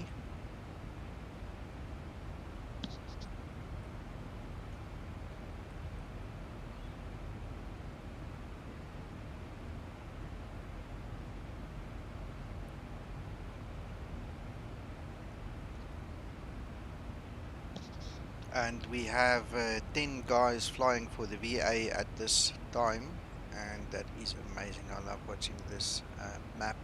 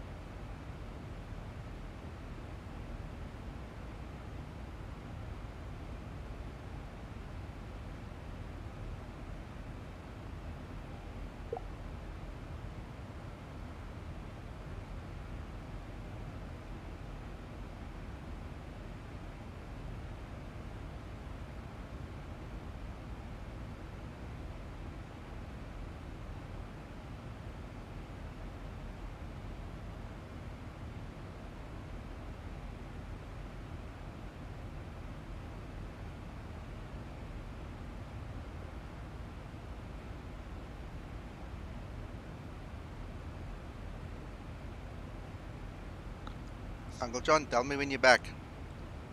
I'm back, sir. Watch my stream quickly. I want to show you something. Okay. What's the biggest pothole you've seen in a road? Hold on. I've got to go in. I haven't been watching you.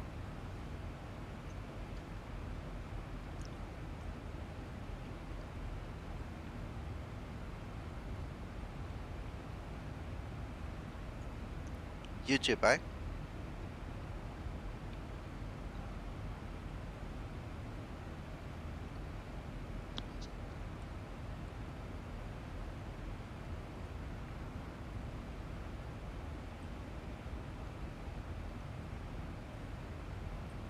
You're live.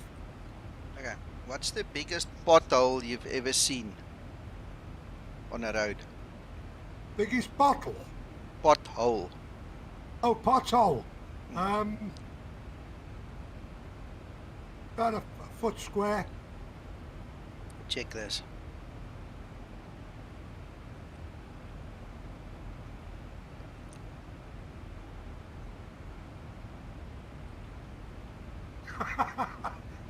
Oh,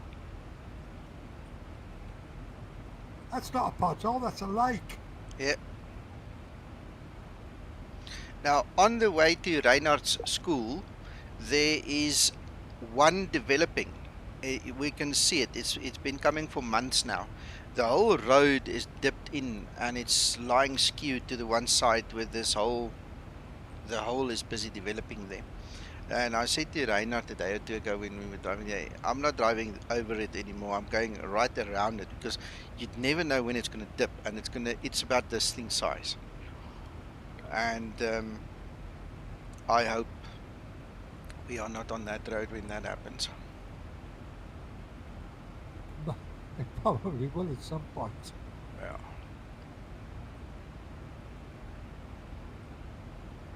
Thank you for that. Just thought I'd show you. I am so missing South Africa. Yeah.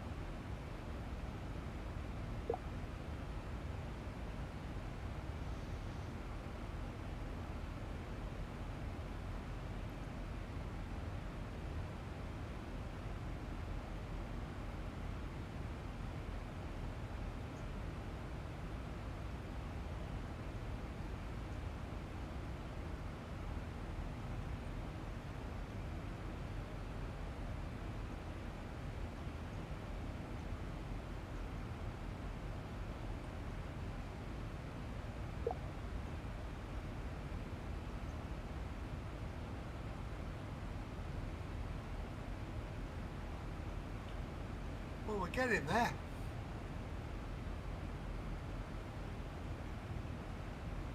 Yes, we are.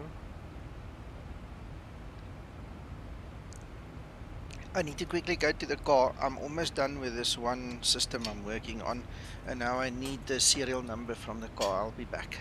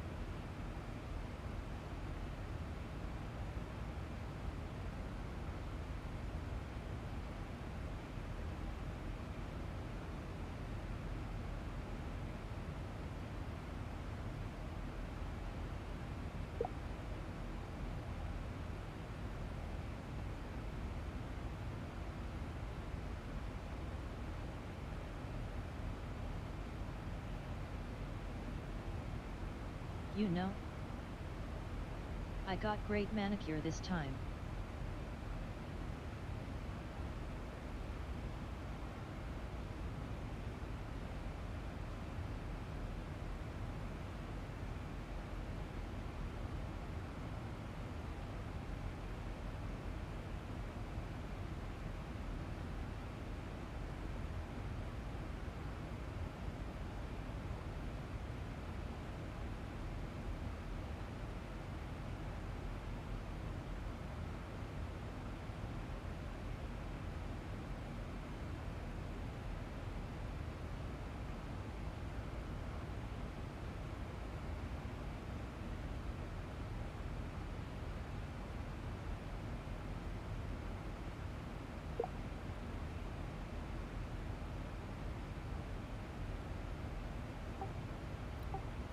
morning. Ahoy. I managed. Nice working. Oh, your tablet exploded or something, yeah? Yeah, maybe my phone actually.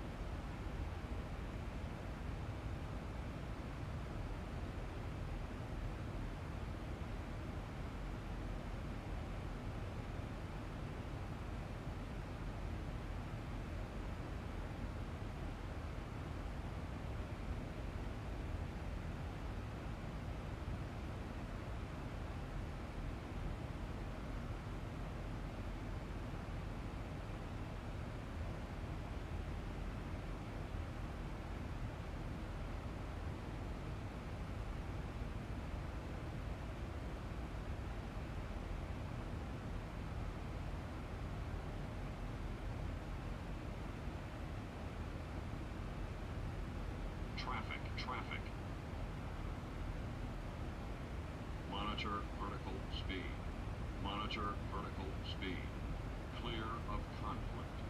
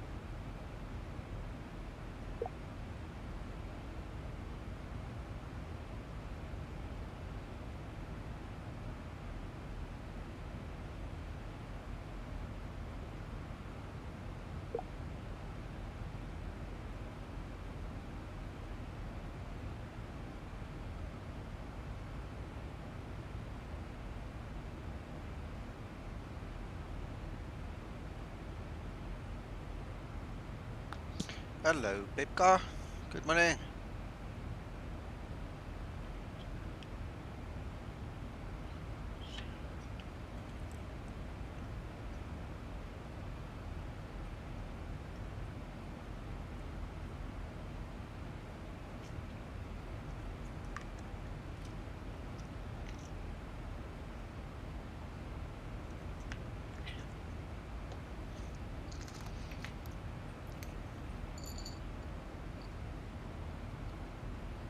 Gotcha, gotcha. I know the feeling of I'm actually sitting working as we are talking. I'm in a very fortunate position where I can remote log into systems and fix them from sitting right here. That's one of the reasons I've got so much time to help with this Zibo Mod project is because I can literally sit here and do my work. So I am. It's what I'm busy doing now. That's why I'm also so quiet because I'm kind of concentrating. And other than that, you know, you leave when you have to. You don't when you don't have to.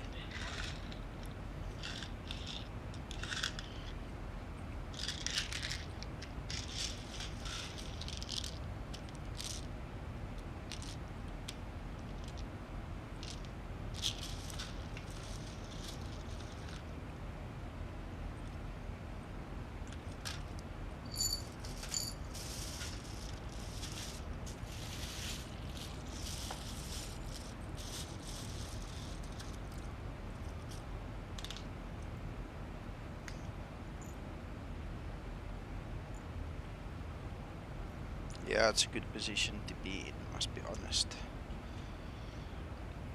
So I don't think I would be a very good office worker. If I had a little cubicle and that was me and I had to go and sit there the whole day and, you know, just stare at one screen the whole time, I'd cry.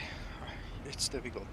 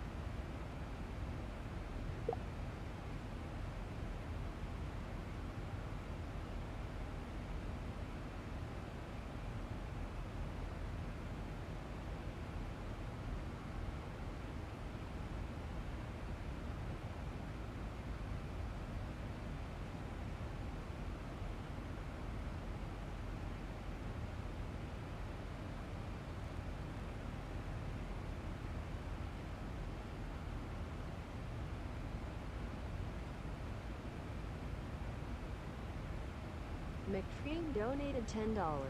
Happy Mother's Day Sunday, Nico VA contribution. Thank you, McTrying.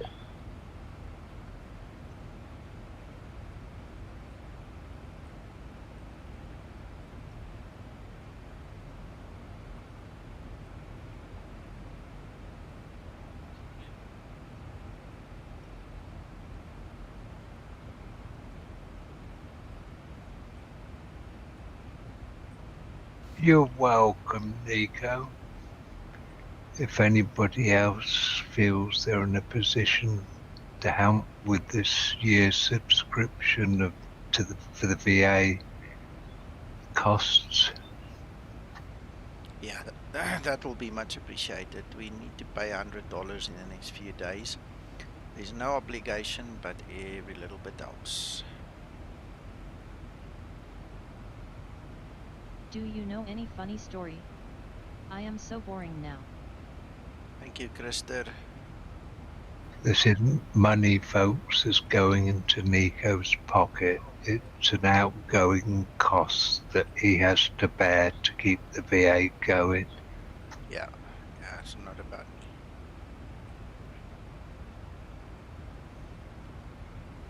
He's good enough to do every other bit of work that's involved all behind the scenes without having to have the cost as well.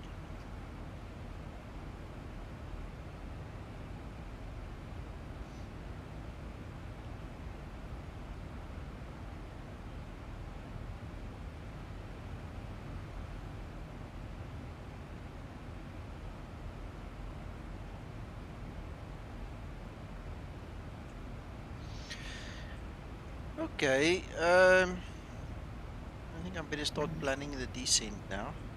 I was going to say, if you've got a couple of minutes, Nico, just explain to him what this cost is about, you know, for the server and everything that has to run it. Alright, okay, well, we'll do that quick. Basically, the server needs X amount of space, physical, on the disk. And secondly, it needs X amount of bandwidth per month. And in order for that to happen, we have $100 per year subscription, and the subscription is due in the next couple of days. And if we don't pay that, we don't get the facilities, as easy as that. So it's for hosting and for bandwidth, and that's what it's all about. Thank you, Krister, much appreciated, sir. So that's in a nutshell.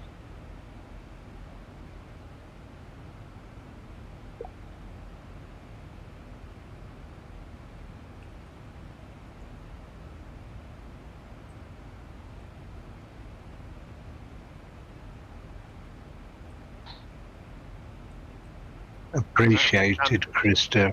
Gentleman you are. Always. As I understand it, it's because of the success yes. of the VA. Yeah, you had too. to renegotiate the yes. the amount that was needed, didn't you? Exactly. We grew in a matter of 3 months. We grew, I'll tell you now, if I can just quickly get there.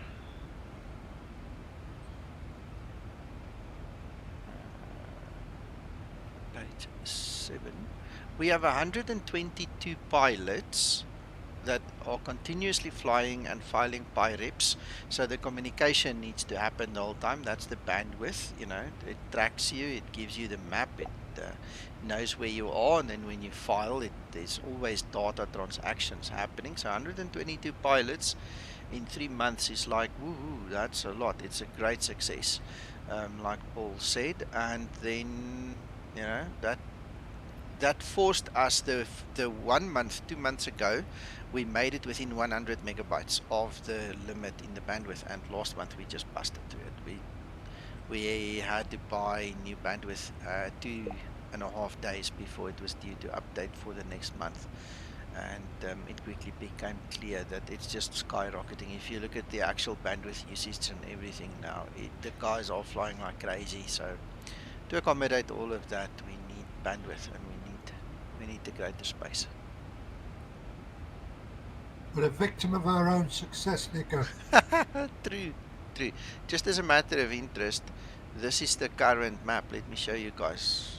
We've got 10 guys flying right now. And this is almost constant through the day. Some days it's more, some days it's less. Sometimes during the day it's more, sometimes less. These are all the guys flying right now. These are us three, me, Uncle John, and McBride flying over there. See, quite a few guys flying.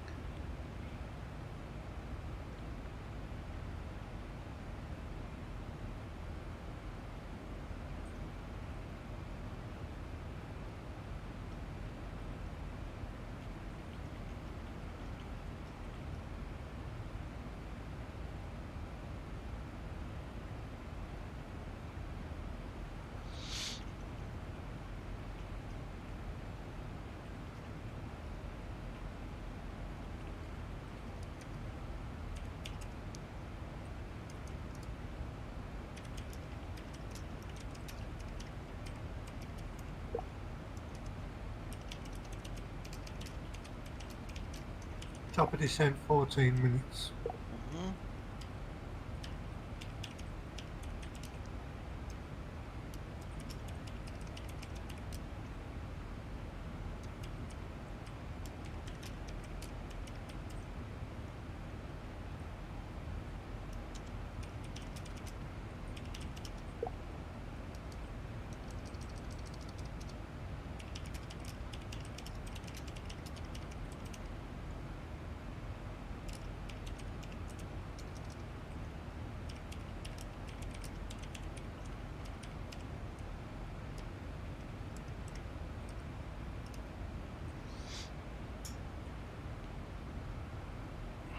There you go. There you go. Christopher, I've just put it in Discord for you. Yeah, it's, you know, if I can carry it on my own, I don't mind, but $100 is $100, you know, and it just, I started mentioning it to the moderators here. They knew about it for a while now. Now you do.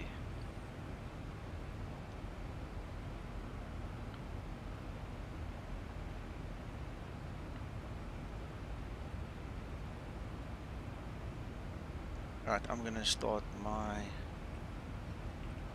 planning for this descent.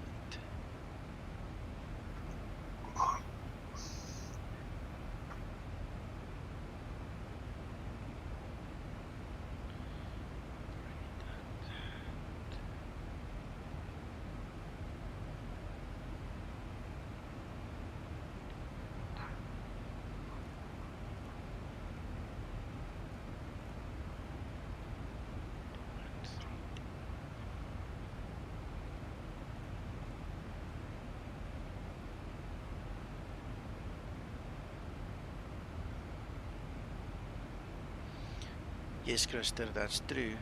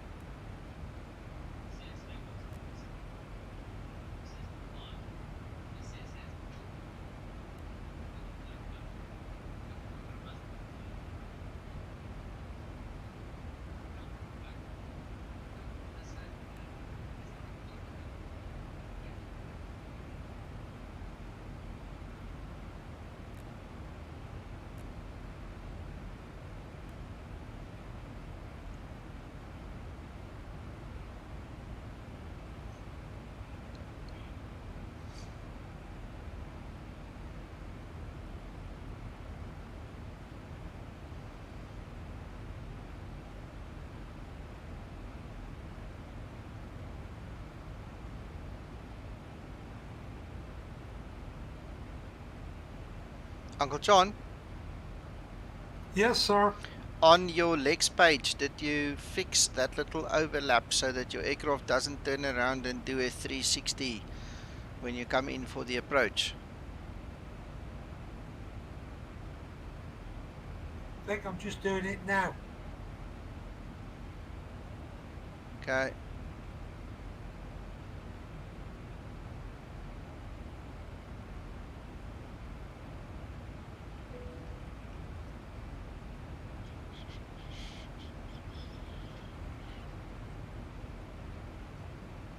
Right, I am 50 nautical miles from top of descent.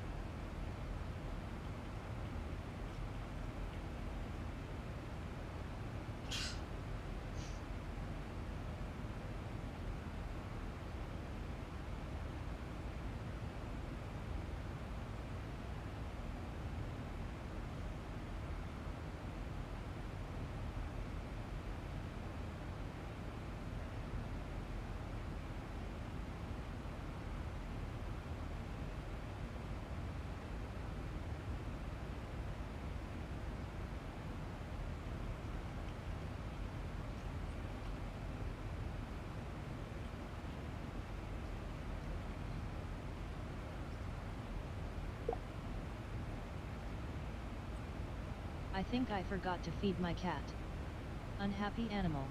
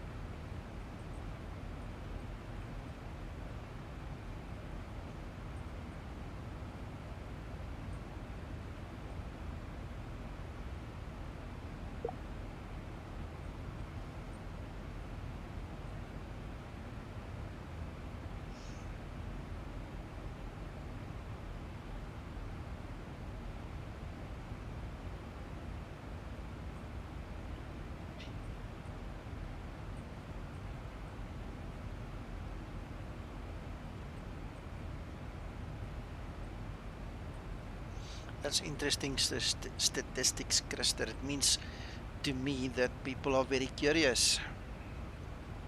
They want to see and explore new places.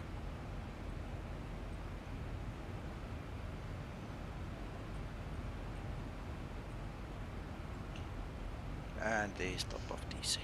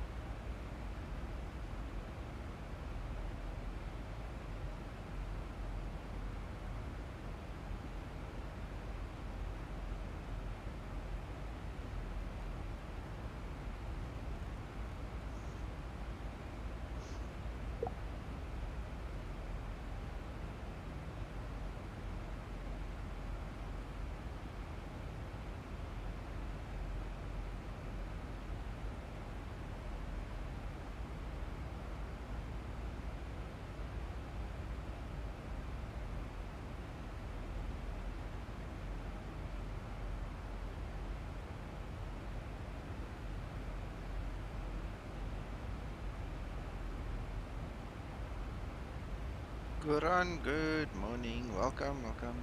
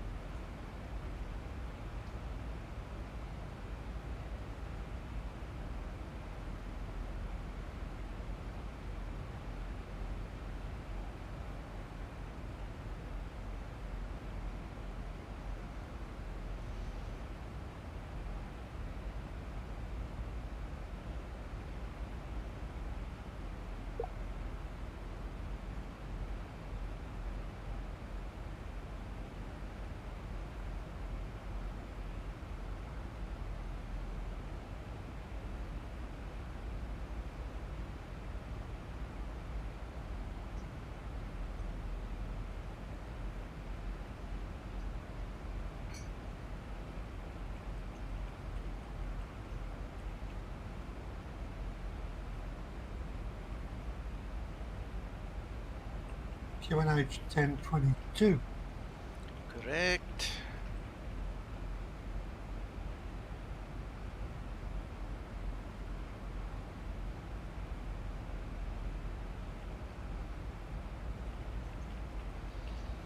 The wind 060 at 7 knots, so we're coming in with a bit of a tailwind, so just hang tight. Yep.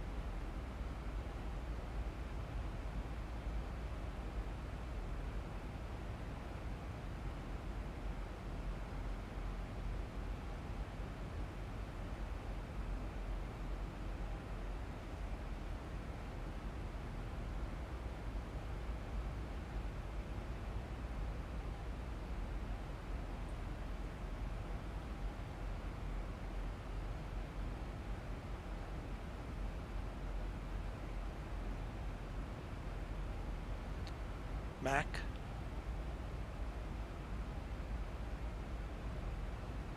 Yes, Nico. I see the deceleration point for 10,000 is here by me. I can see it.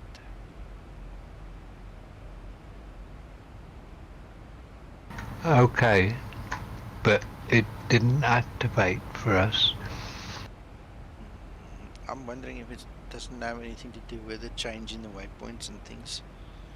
We'll have to go to that place again, because here it seems to work. Hello, Daniel. Oh, that's fine. Brilliant. Yeah, sorry, hello, Daniel. Also, I had winds aloft the whole flight. There was not a single instance where I didn't have winds. No, I have had winds all the way. I'm wondering if it's their although I find it hard to believe at altitude, you know, if you go below 4 knots wind, Yeah, it it drops. doesn't show. Yeah. Mac, I don't know. The common denominator amongst everybody that's complaining is they are using default weather. So, don't know. Zibo needs to have a look. I don't think he changed the code at all. I think it's the default weather that's just semi-useless for some reason. May well be, yeah. Be interesting whether they're weather updates and you're getting. Yeah. See, we don't know. If you go to the weather page, you can force an update, can't you, at the top of the page? Perhaps people ought to, first off, if they're not seeing the winds, go and force it. Yeah. And then if it's working on X-Planes weather, it'll show there's an error if it doesn't download it.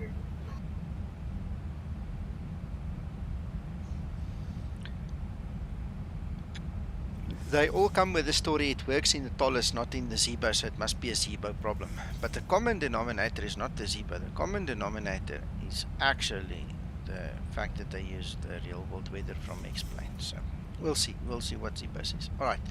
Next question, Daniel. There are two ways to search for an airport and weather at the airport in active sky. So in active sky, you can go to the top there. Let me put that on screen for you. There's active sky. So you can go to the top and you can type in GMSL, for instance. You see there's GMSL. You go put your mouse on it, there it gives you the weather. That's the one way of doing it. The other way is you can go to search and then you can specify what kind of weather you're looking for. So let's take rain, for instance. Visibility less than 1 mile. All right, you see there. So now there's one place with heavy rain. If you change the filter, you will get more options. Wind speeds significant. You see, you can go and change the parameters. It will give you different airports. So the search function is to find the type of weather, and the map is to find the actual per ICAO the airport that you're looking for.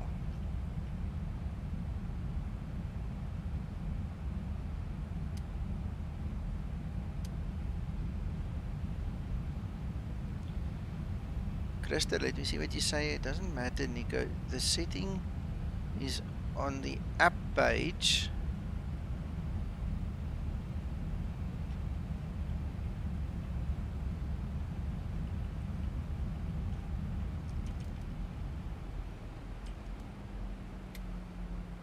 Okay, you lost me a little bit there. It's on the app page. If you try and set it.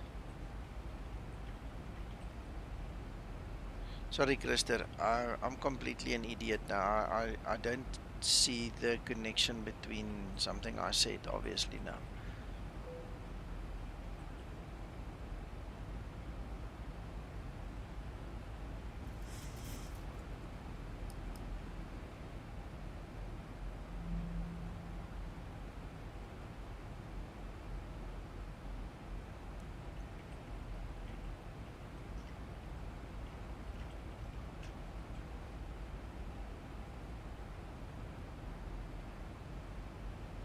He's referring to the approach page, Nico, on the FMC. That flight level, the speed change of flight level 10,000.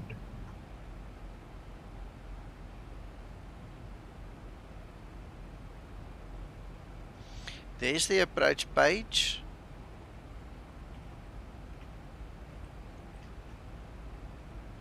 Hello, Jean-Christophe. Approaching transition.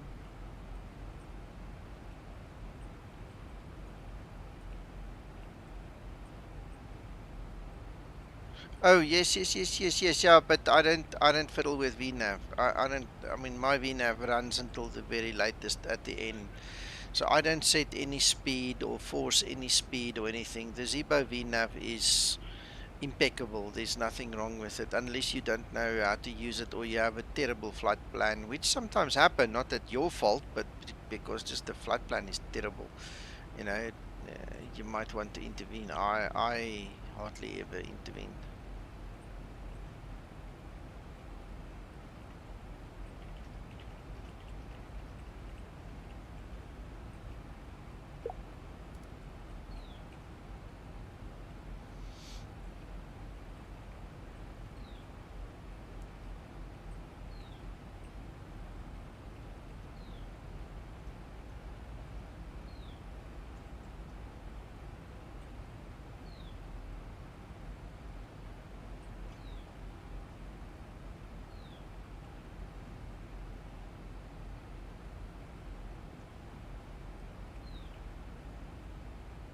transition level.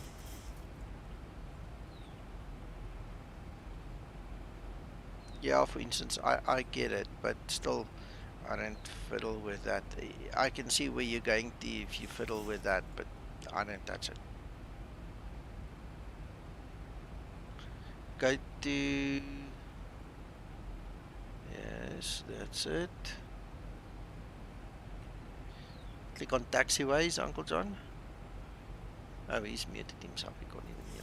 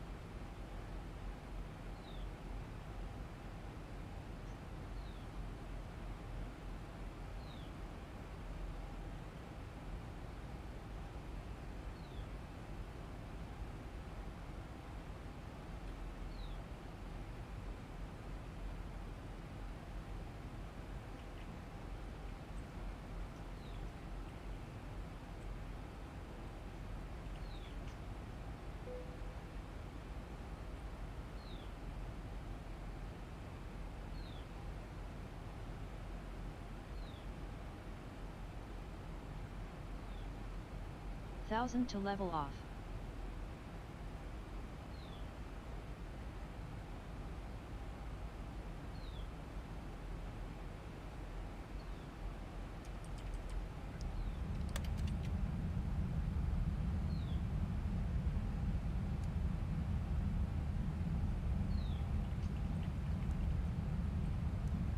Thousand to go. Flaps 1 set.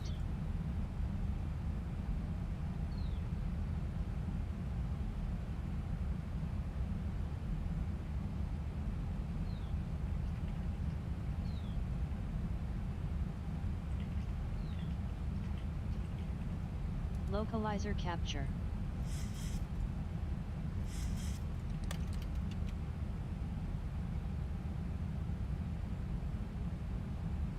Flaps 5 set.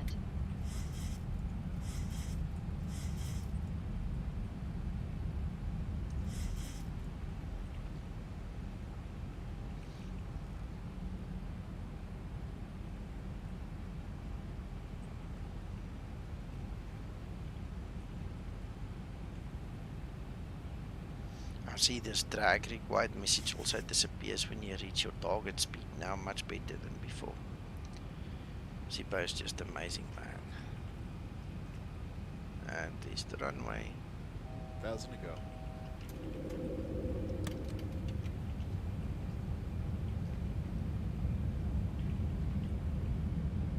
Flaps 15 set.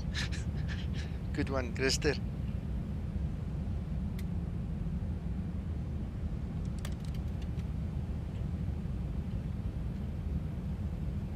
Glide slope capture. Paul, I don't know whether 30 you set. noticed with me, but the approach, start, descent, etc., was totally different to what we experienced last night.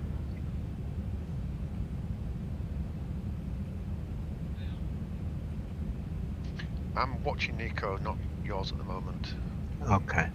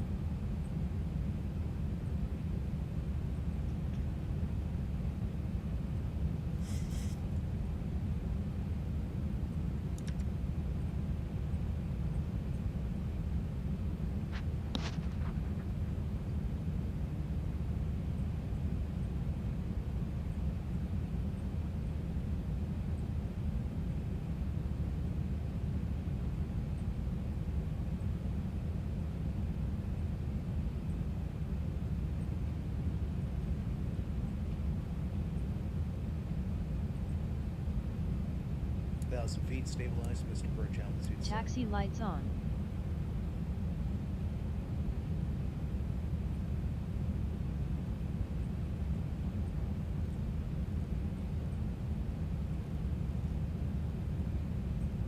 Approaching 2-1.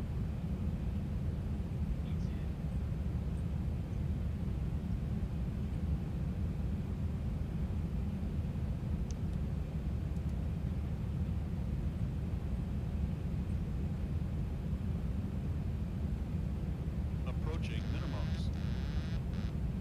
400. Minimums. 300.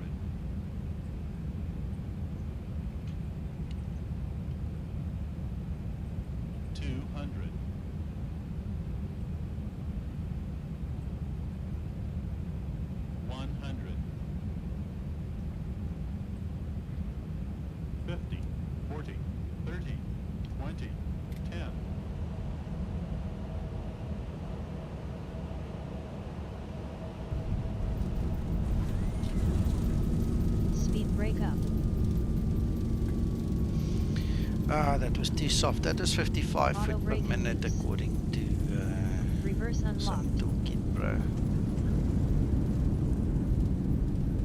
That was so bit soft. 60 55 feet knots. per minute. Yeah. Great landing. You are professional. As long as you think so, Linda.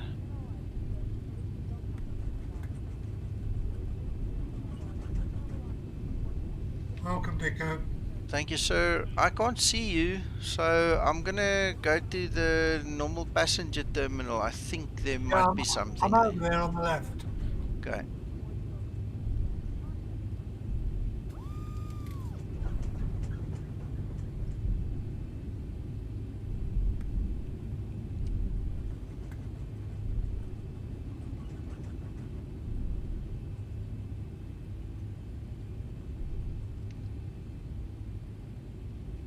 It did. After landing procedure. After landing procedure.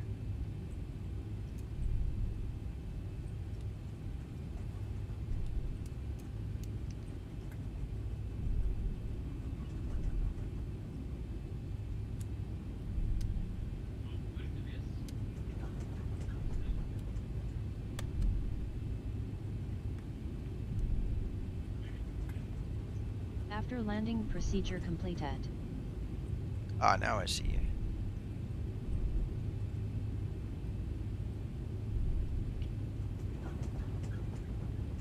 That was a good flight. Yeah, I liked it. Enjoy, Christer. We'll talk later. 14 performed well. Yeah. Flaps upset.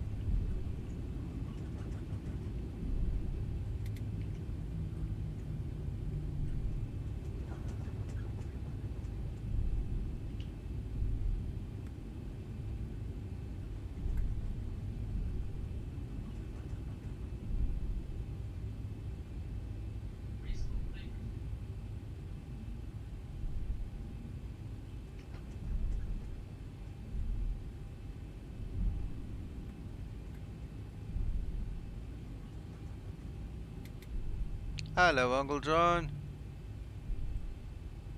Hello, sir.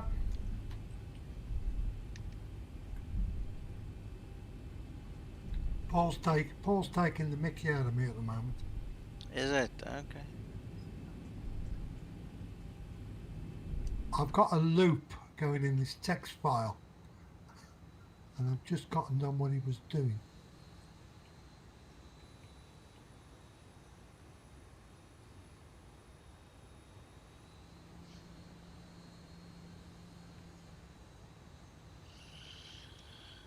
Whoop, whoop. Shutdown procedure. Shutdown procedure.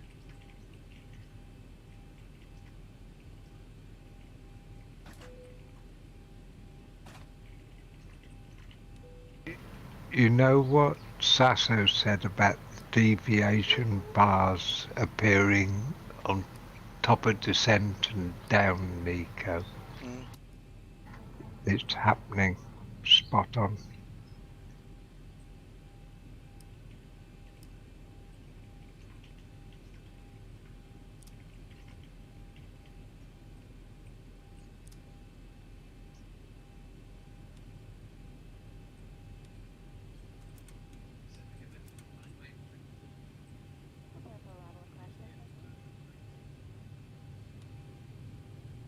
Shutdown procedure completed.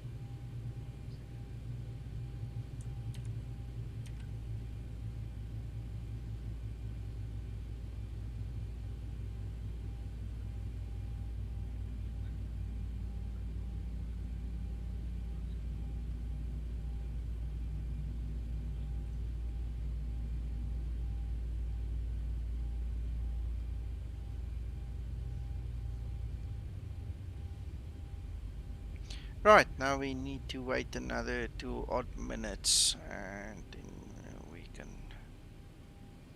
say goodbye and log everything. To everybody watching and those of you brave enough to sit here the whole time, thank you so much. And to all those guys who came in at the end, thank you as well. I don't think I'm going to stream again unless Zibo wants me to do any streaming. I think it's time for me to also just take a bit of a rest. Because in the coming week it's going to be really busy, so I need to just chill a little bit. You guys know where to find me anyway if you really need something.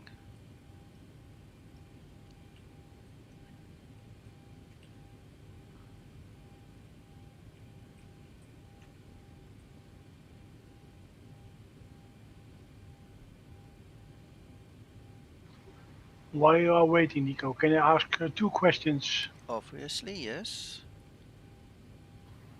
During the flight, you were talking with Uncle John about cost index. Yes. You make a switch in that. Yes. Can you explain me why exactly you do that? The reason I lift the cost index is to fly faster. Because it's a long flight, I just want to fly a little faster. So by implication, it's going to use a little bit more fuel to get extra speed. But then at least, you know, I'm not sure how many minutes, whether it's 1, 2, 5 or 10 minutes we cut off the flight. But it basically just makes it faster. That's all. That's why I raised the cost index. And it will automatically calculate the more fuel that you need then? Yes. Yeah.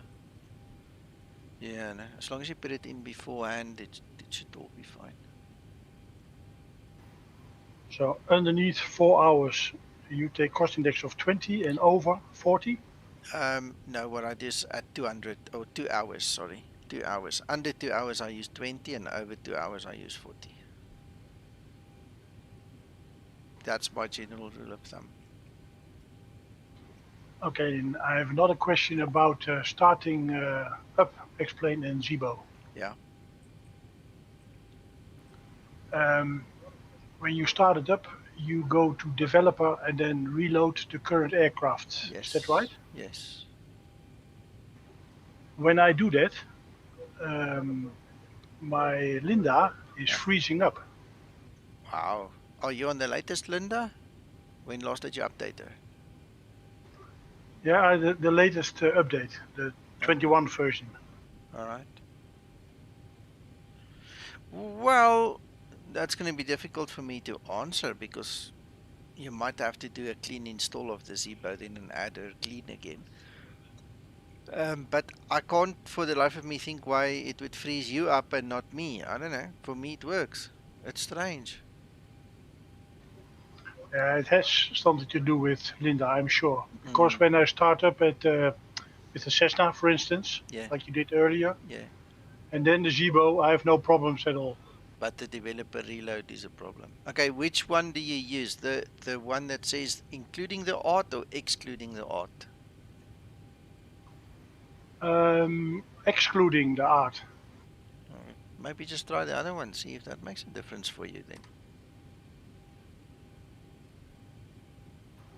Okay, I will try that. Thank you. Okay, all right.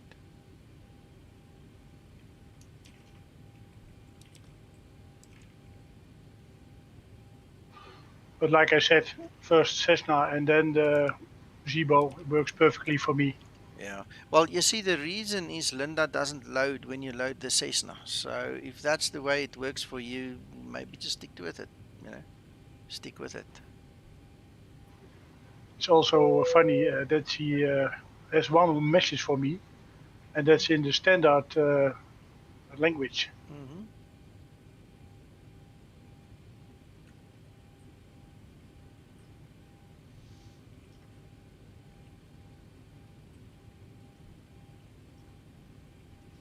Right. Okay. Well, I'm in the IVAO tracker. I'm waiting for everything to show up. So while we are here, I'm just quickly going to do a bit of a replay while we wait.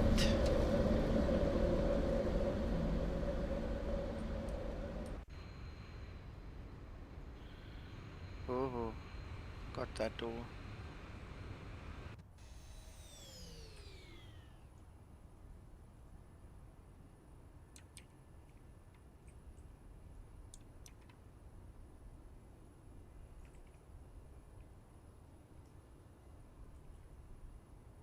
Come on.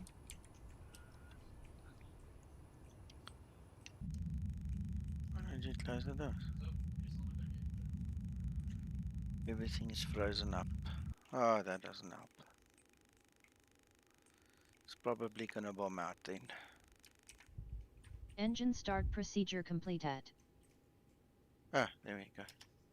Doors not closed. What do you mean doors not closed? It's not what I want to hear. Doors are closed.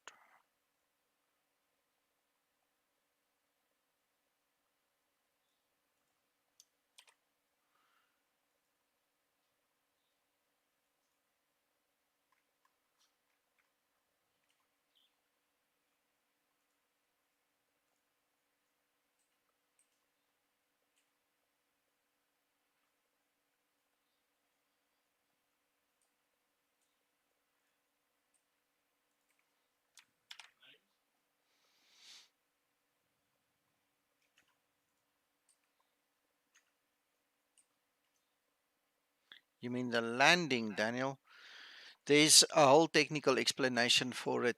If you land below 100 foot per minute, it's life-threateningly dangerous because the sensors don't get the knock that they're supposed to actually kick in, and then you run the risk of not deploying the speed brake and a couple of other things that's supposed to happen automatically. There's a whole list of reasons.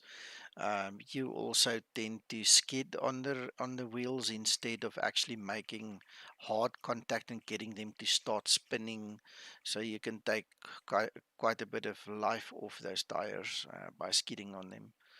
If you skid, you lose control. You could end off the runway. A whole bunch of things. Thanks for the flight, Nico. Yeah, thanks for flying with Uncle John.